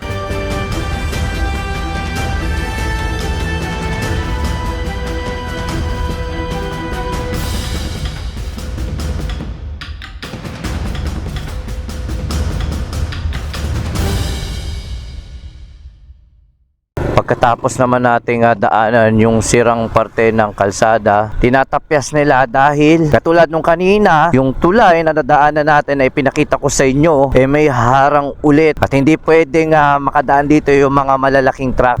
No trucks allowed, heavy vehicles allowed to pass at Balyakaw Bridge along Mahaplag Sogon Road section. Tignan nyo mga kap. Ito, gagawan ulit nila ng bago. Napag-alaman natin dahil nagtanong-tanong tayo sa mga lokal kung saan dumadaan yung mga malalaking truck at sasakyan, dun sila dadaan sa may Maasin Leyte. Hindi sila pwedeng dumaan dito via Sogod dahil yung mga tulay nila dito ay medyo may kahinaan na at bawal padaanin yung mga truck. So iikot pa sila. Napapansin ko habang papalapit tayo ng papalapit sa may Agas-Agas Bridge, sunod-sunod tong mga nadadaanan natin nagtataas ang mga tulay. Tignan nyo yung dinadaanan natin.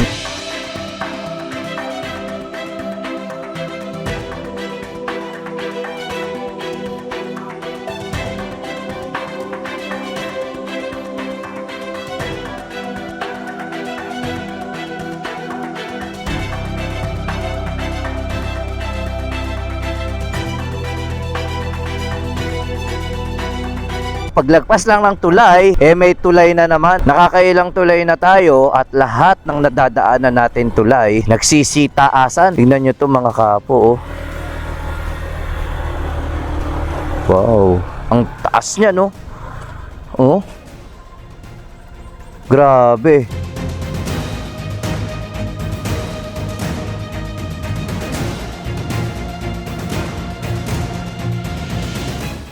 Tignan nyo naman tong bundok na dinadaanan natin to ngayon, no? Babalik alaala sa akin ngayon, yung dumaan tayo sa may Badyan, Cebu. Inukit yung gitna ng bundok na to. Ang taas, oh!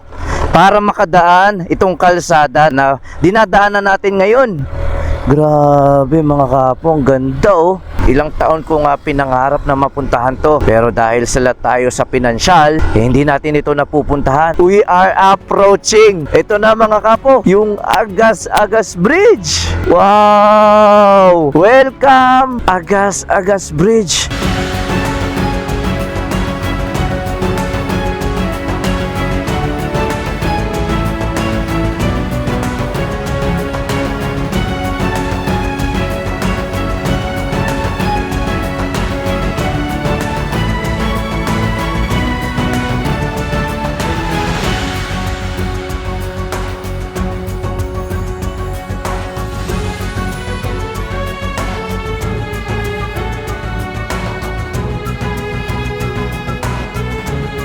Grabe, tumitindig yung balahibo ko. Mahigit 1 kilometro yung haba ng tulay na ito. Wow! Ang ganda!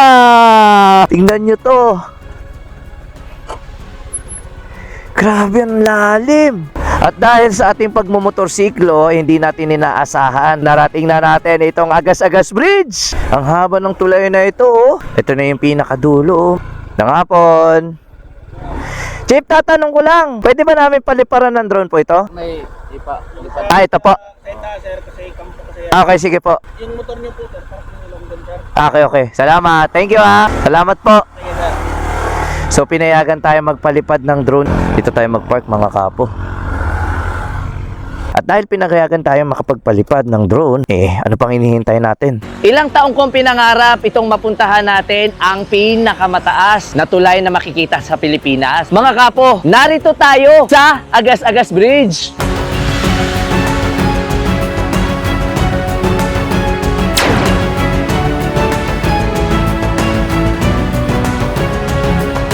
Itong bilyong pisong proyekto ng Japan International Cooperation Agency o JICA at ang gobyerno ng Pilipinas ay sinimulang gawin noong 17 ng Nobyembre taong 2006 at natapos noong 2 ng Agosto taong 2009 sa taas na 89 na metro at habang mahigit 1 kilometro. Itong Agas-Agas Bridge na matatagpuan sa Barangay Kahupian, Sogod, Southern Leyte ang nagsisilbing pangunahing dinadaanan ng mga motorista papuntang puerto mula sa Hilaga na dadaan sa Maharlika Highway hanggang sa katimugang parte ng Leyte. At dahil sa nakakalulang taas kung saan ito nakapwesto, minsan na itong tinaguri ang pinakamataas na tulay na matatagpuan sa Pilipinas.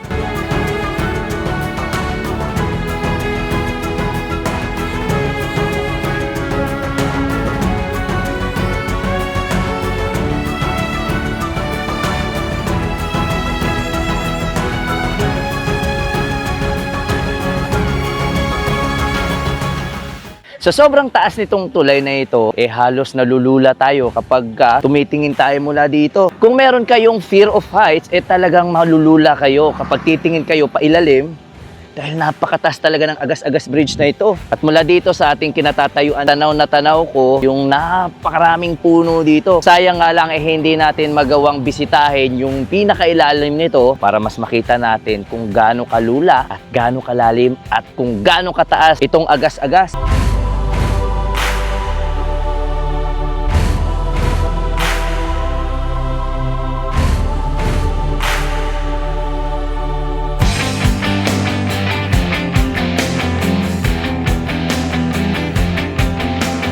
Inabutan na tayo ng dapit hapon. Napakaganda ng tanawin dito. Wala dito, natatanaw ko yung paglubog ng araw. Grabe, sobrang tuwa ng aking puso. Ilang taong kong pinangarap mapuntahan itong pinakamataas na tulay sa Pilipinas. Pero heto tayo ngayon, narito mismo nakatapak ang dalawang mga paa natin. Napakasarap mga kapo na makapunta dito. At sana kayo din. At mula dito sa Sogod, Southern Leyte, nais kong iparating sa inyo mga kapo na napakaganda ng Pilipinas. At isa lamang ang probinsya ng Leyte sa dapat nyong makita ng personal. At sa pamamagitan ng Philippine Motorcycle Tourism ay susubukan nating libutin at ikutin yung mga naggagandahan tourist destination. Dahil Pilipinas muna, bago ibang bansa! Woo!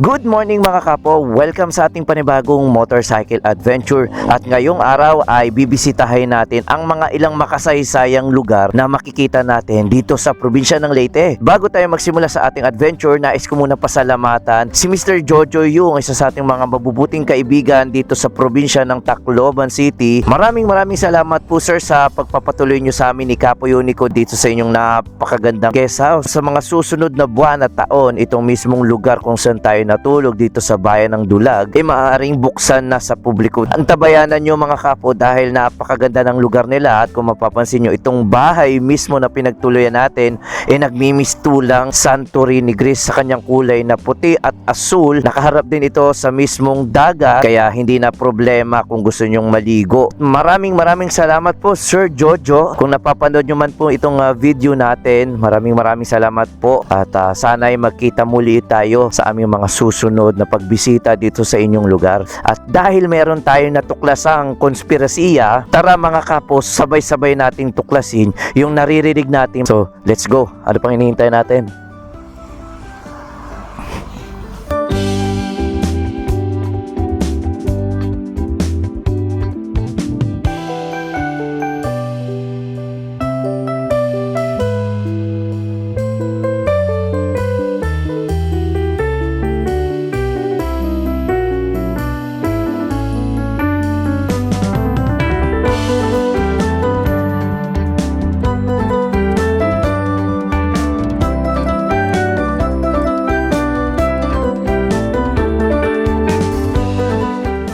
Itong episode na gagawin natin ay parte ng kasaysayan ng probinsya ng Leyte. Marami kaming naririnig ni Capo Unico patungkol kay General MacArthur dito sa mismong bayan ng Dulag. Antabayan nyo itong episode na to dahil meron tayong mga bibisitahin, mga landmark. Dito tayo kakanan. Unahin na natin to.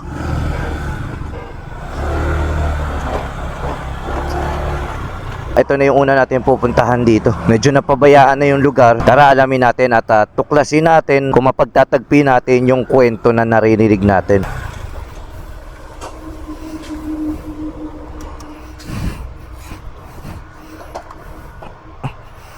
Hindi kalayuan doon sa may tinuluyan natin ay bibisitahin natin yung mga historical landmark. Isa na nga itong kung tawagin ay Hill 120.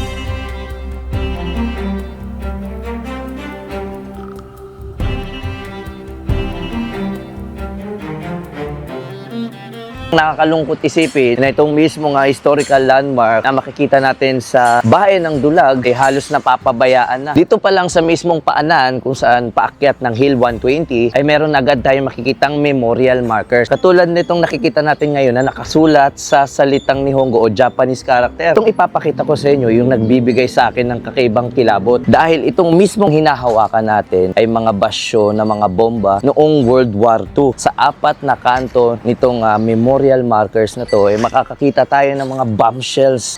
Totoong bombshells to noong World War II.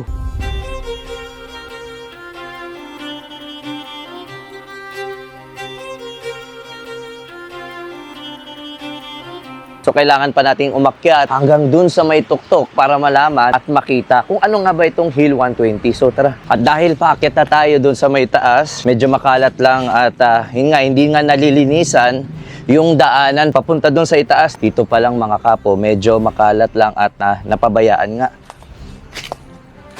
May maraming mga tuyong dahon dito na nagbibigay ng kilabot sa lugar. At sana wala tayong ma-encounter na ahas dito dahil ito yung lugar na kung saan hindi talaga nabibisita. Ayun, ang daming mga kalat.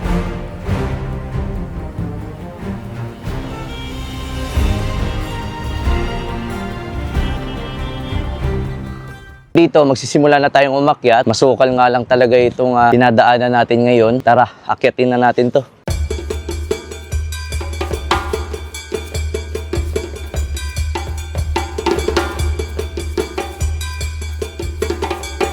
Bago tayo umakyat dito sa mismong dinadaanan natin, nagpaalam tayo sa mga lokal at ayon sa mga napagtanungan natin, itong mismong dinadaanan natin ay may 120 step. Kaya tinawag itong Hill 120. At doon sa taas ay makikita natin yung tinatawag nilang memorial marker na mahalaga ang ginampaw ng papel nung ikadalawang digmaan pandaigdig.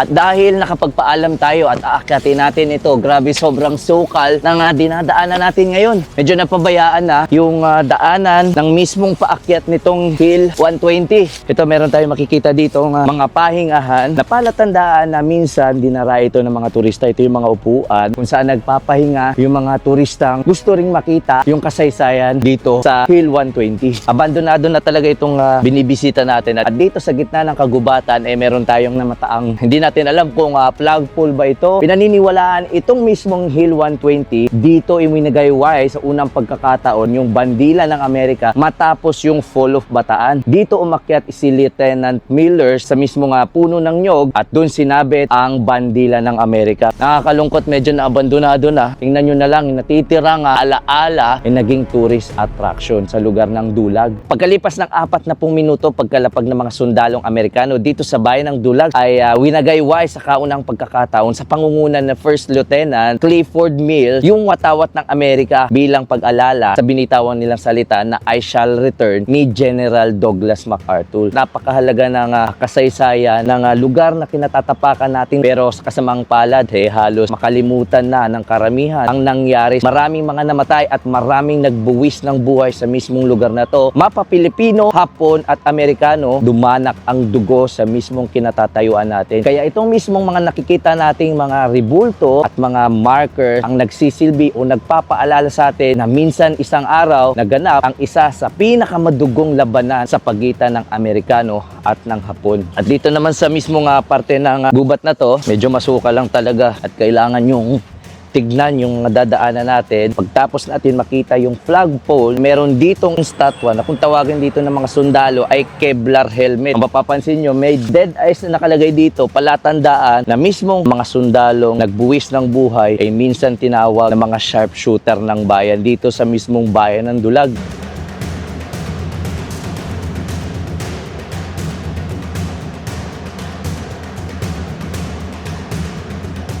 Grabe yung ano na to, nakakapanlumo lang. Bakas na bakas dito sa napakalaking Kevlar helmet ng mga sundalo. Dito nagpapahinga mga dating bumibisitang turista sa lugar. At dito matatanaw natin yung lahat ng infantry division na nagbuwis at nakipaglaban sa puwersa ng Hapon nung ikadalawang digmaan pagdaigdig sa mismong Katmun Hill na to o tinatawag ngayon na Hill 120. Dumanak ang dugo para sa kalayaan nating mga Pilipino. Itong Katmun Hill na nakaharap sa mismong dalampasigan ng bayan ng Dulag ay inaalay sa lahat ng Filipino, Amerikano at Hapon na nagbuwis ng kanilang buhay nung ikadalawang digmaan pandaigdig. Ang mga alaala na naririto ang siyang mananatiling buhay sa puso't isipan ng karamihan na hindi na dapat mangyari ang mga naganap na trahedya dito sa bayan ng Dulag.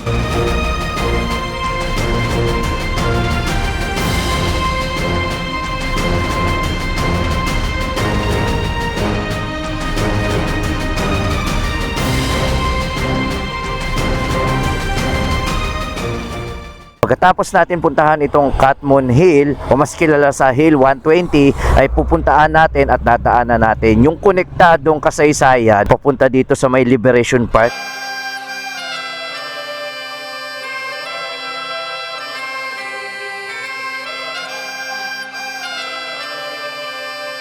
Marami nagsasabi sa amin ni Kapo Unico na dito sa mismong bayan ng Dulag sa Leyte, unang bumalik si General MacArthur bago dun sa Maypalo. Ito na yung pinakabayan nila. Ito na lang yung natitirang ruins. Meron tayong nakikita nga dalawang kampana na mistulang binalutan ng ginto. Kung i-connecta natin ang mga naganap dun sa may Hill 120 dito sa mismong bayan, nagkaroon din dito ng madugong bakbakan ng mga sundalong Amerikano, mga Hapon at mga gerilya. Binomba nga ito at ito na lang natitira ang ruins ng mismong pinakalumang simbahan dito sa mismong bayan.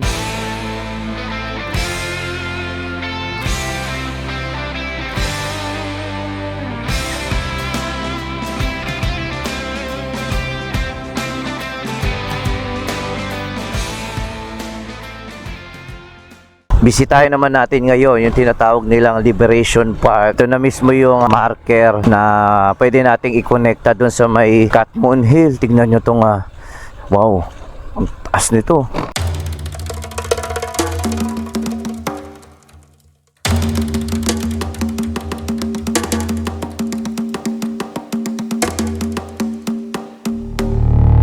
In grateful remembrance of the brave Americans of the 7th Division of the United States Army who were here fought to give freedom and democracy the power to endure. Day 20 October 1944. Nakakalungkot na yung mga ganitong klaseng marker na hindi pinapansin ng mismong mga taga dito sa may Dulag. Nilalagyan lang nila ng mga damit at sampayan para matuyo. Nakakalungkot. Tingnan nyo salabat yung mga kawad ng kuryente at nawawala. Kumbaga sa mga historical landmark, meron dyan parang plaque o nasusulat doon yung totoong nangyari sa mismong marker na to. Tignan nyo, nawawala yung marker. Bago po ang lahat, dito po kayo pinanganak at dito rin po ba kayo lumaki? Dito ako since birth na. Since birth. Ano po ba ang meron dito sa mismong nakikita natin ngayon? Ito yung marker namin sa pagdaong ni MacArthur. Marami po kasi nagsasabi sa amin kung dito nga ba talaga unang lumapag si MacArthur. Pagkakasabi ng mga mga ninuno ko, dito talaga, hindi doon sa hindi doon sa Palo. Kaya ang nalalaman ko lang dito, pagdaong nila dito, malalim daw. May bumaba na isang sundalo, hindi lang umabot sa tuhod, abot hanggang dibdib, kaya hindi sila nakadaong dito. Pero dito yung unang lapag, tapos yung pangalawa doon na.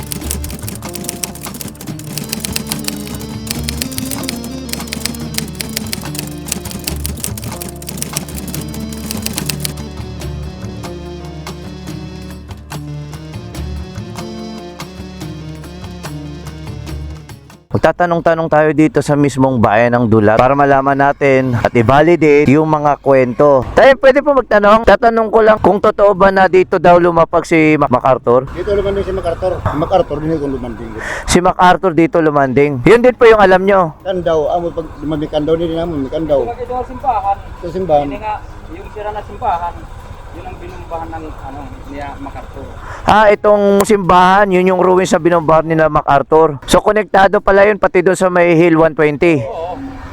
Okay. Tingnan natin, tanungin natin si nanay. Nay! Magandang hapon po. May tatanong lang po ako. May naririnig kasi po ako na dito daw lumapag si MacArthur. Narinig nyo na po ba yung ganong kwento? Oo, sabi nila, kasi may monument dyan. Nay, magandang hapon. Pwede po magtanong? May tatanong lang po ako patungkol dito po sa bayan ng Dulag. Dito po kayo mismo lumaki? Nay, tatanong ko lang kung narinig nyo na ba ang kwento na dito daw unang lumapag si MacArthur, hindi si Palo? Dito, Dito po. may malaking bato doon sa Luwan. Diyan nakatayo ang isang pray. Yun yung pinaka-landmark. Okay. Sige po, Nay. Salamat po. Tay, pwede po magtanong? Pwede po magtanong. Tay, dito po ba kayo lumaki sa mismong bayan ng Dulag? Tay, tatanong ko lang kasi may mga naririnig akong kwento. Dito daw unang lumapag si General MacArthur. Ano pong masasabi nyo? Dito po ba? Dito? Itong simbahan na dating na ng mga kuwan, pinasok ng mga pun.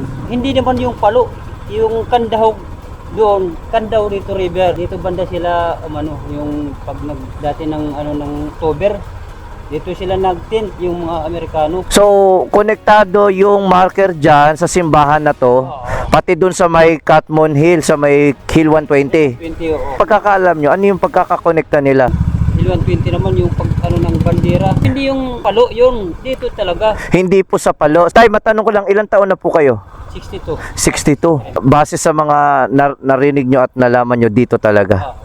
Sige po tayo, marami po salamat. Matapos natin bisitahin yung mga historical places dun sa may Dulag, kukonekta natin ang kwento dito sa mismong memorial landing ni MacArthur. Nandito na tayo mga kapo sa mismong Palo, Leyte, at meron tayong nakikita ditong runabout o rotonda na kung saan sa gitna may isang bata na may hawak-hawak na isang kahoy at isang paso.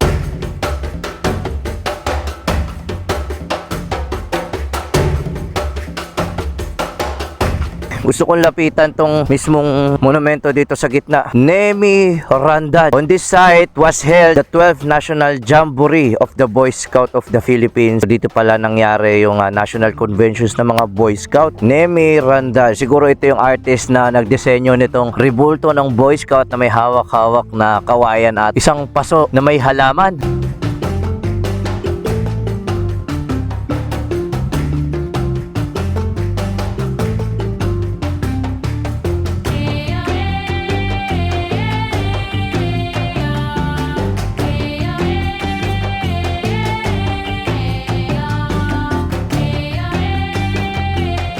Ito na mga kapo, nakakakita na ako ng mga bandera at mga pumapagaypay pawat-awat ng Pilipinas. Binabaybay natin itong napakagandang kalsadahan dito sa probinsya ng Palo, Leyte. Approaching na tayo mga kapo sa isa sa makasaysayang lugar dito sa probinsya ng Palo, Leyte.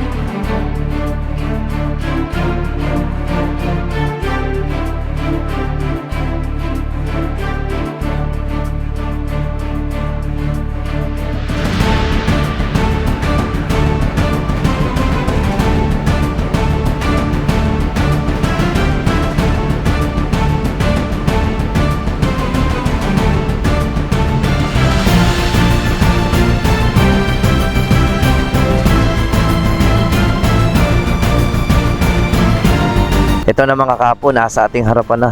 Grabe, yung pumapagaypay ng bandera ng Pilipinas. Tignan nyo to. Wow! Nakakatindig balahibo.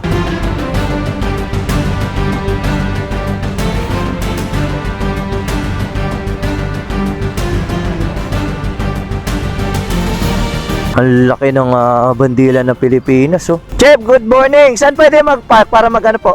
Dito? Oh, sige po. Thank you. Pa? Diyan din, pwede. Sige po, salamat ha. So hihinto tayo dito para tignan personal yung tinatawag nila ditong isa sa makasaysayang Memorial Park dito sa bayan ng Palo, Leyte.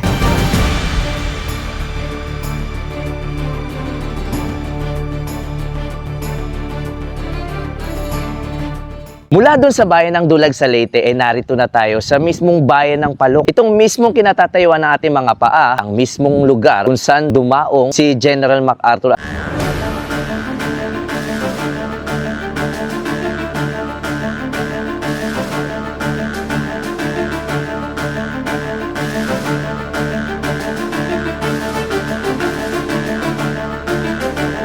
Makikita nyo mga kapo, meron dito mga memorial park na kung saan ginugunita at inaalala ang pangako ni General MacArthur matapos mahulog sa kamay ng mga Hapon yung Bataan. At pagkatapos ng 2.5 taon, dito bumalik sa mismong bayan ng Palo si General MacArthur. Sa bukana pa lang ng General Douglas MacArthur Memorial National Park, meron ditong lapida na kung saan nakasulat kung ano ang nangyari sa kasaysayan dito sa Palo.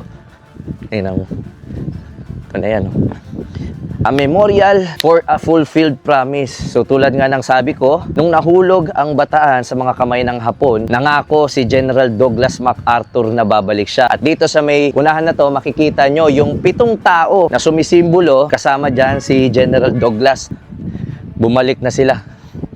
Halos mahigit 3 taon na din yun. Nakalagay dito. Leyte landing on this spot, Palo Leyte General Douglas MacArthur returned to the Philippines on October 20, 1944.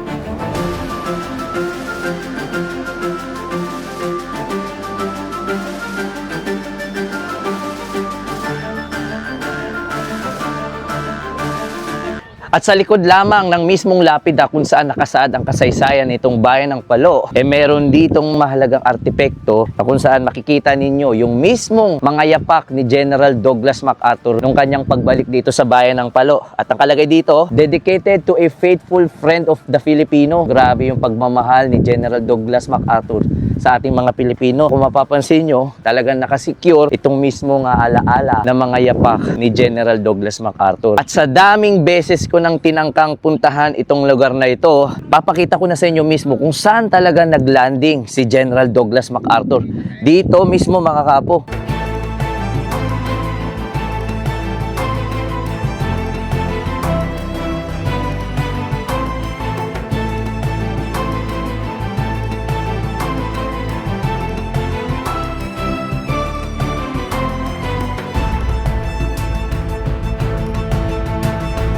At dito kung mapapansin nyo, merong 7 karakter sumisimbolo. Unang-una kay General Douglas MacArthur at dito sa kanyang bandang kanan, ang dating President Sergio Osmeña na kauna-unahang presidente mula sa probinsya ng Cebu. Dito sa mismong 7 naglalarawang mga tao, 3 ang mga Pilipino at the rest ay mga Amerikano. Ito isa sa mga makasaysayang parte ng bayan ng Palo kung saan natupad ang pangako ni General Douglas MacArthur nung sinabi niyang I shall return.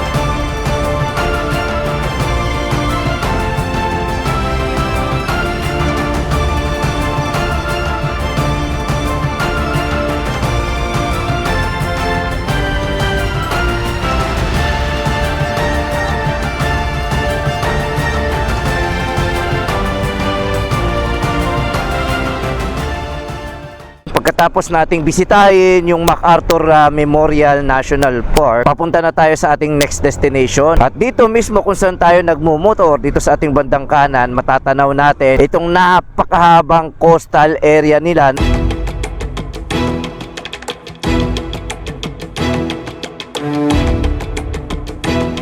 Meron tayong namamataang ditong Baywalk at ayon sa mga lokal na ating mga nakausap, tinatawag nila itong The Great Wall of Leyte. Itong 9 bilyong pisong proyekto ng gobyerno na kung tawagin ay Leyte Tide Embankment ay may kabuang haba na 25 7 kilometro na nagsisimula sa syudad ng Tacloban at dadaan ng Palo Leyte hanggang sa bayan ng Tanawan. Sa taas na mahigit 4 na metrong pader, layunin ng Leyte Tide Embankment na protektahan ng mga bayang sinalanta ng Bagyong Yolanda noong taong 2013 na nagdulot ng malawak na pinsala sa ninang daluyong o malakas na ragasan ng tubig dagat patungo sa mga karatig bayan at kumitil ng libo-libong buhay sa probinsya ng Leyte.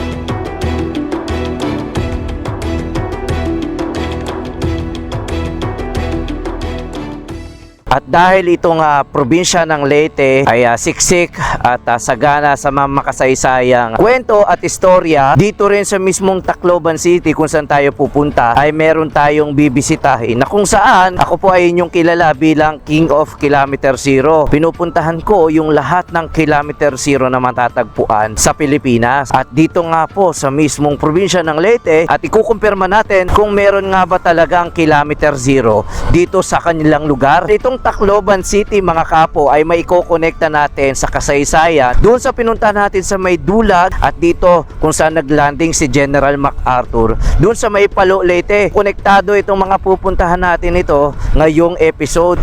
Ayan, we are approaching na mga kapo. Ito na ata. Ito na mga kapo, kinikilig ako. Ito ang Kilometer Zero na makikita natin dito sa probinsya ng Tacloban, Leyte. Grabe, kinikilig ako.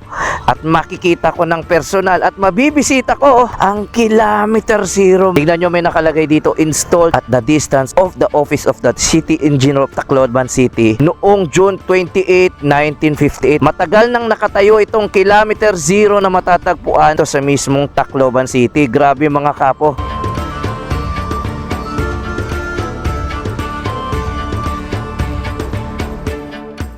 Pagkalipas ng ilang minuto mula doon sa bayan ng Palo, narito na tayo sa ating pakay dito sa mismong Tacloban City. Masaya kong ipinapakita sa inyo ang ating pang-13 Kilometer Zero na matatagpuan dito sa kanilang syudad. Tagal kong pinangarap na mabisita itong mismong Kilometer Zero na makikita natin. Kung mapapansin nyo, dito sa probinsya ng Leyte, ito yung pinagbabasihan nila kung gaano ka nakalayo at kung saan ka pupunta.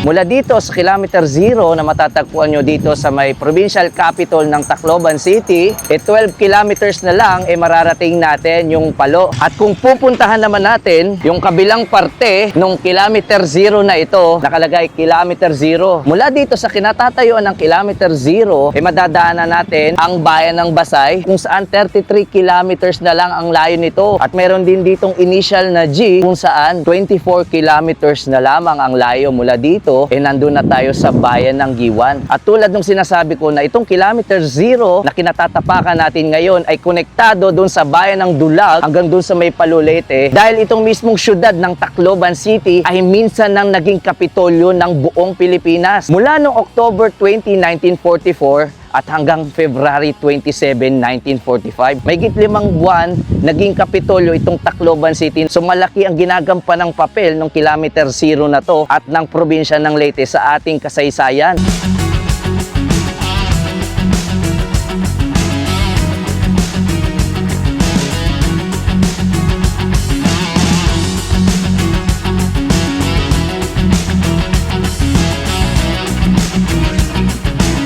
At mula dito sa San Juanico Bridge na nag-uugnay sa probinsya ng Samar at Leyte, nais kong iparating sa inyo mga kapo na napakaganda ng Pilipinas at isa lamang ang probinsya ng Samar at Leyte sa mga dapat nyong makita ng personal at sa pamamagitan ng Philippine Motorcycle Tourism ay tatangkain natin libutin at ikutin yung mga naggagandahang tourist destination dahil Pilipinas muna bago ibang bansa.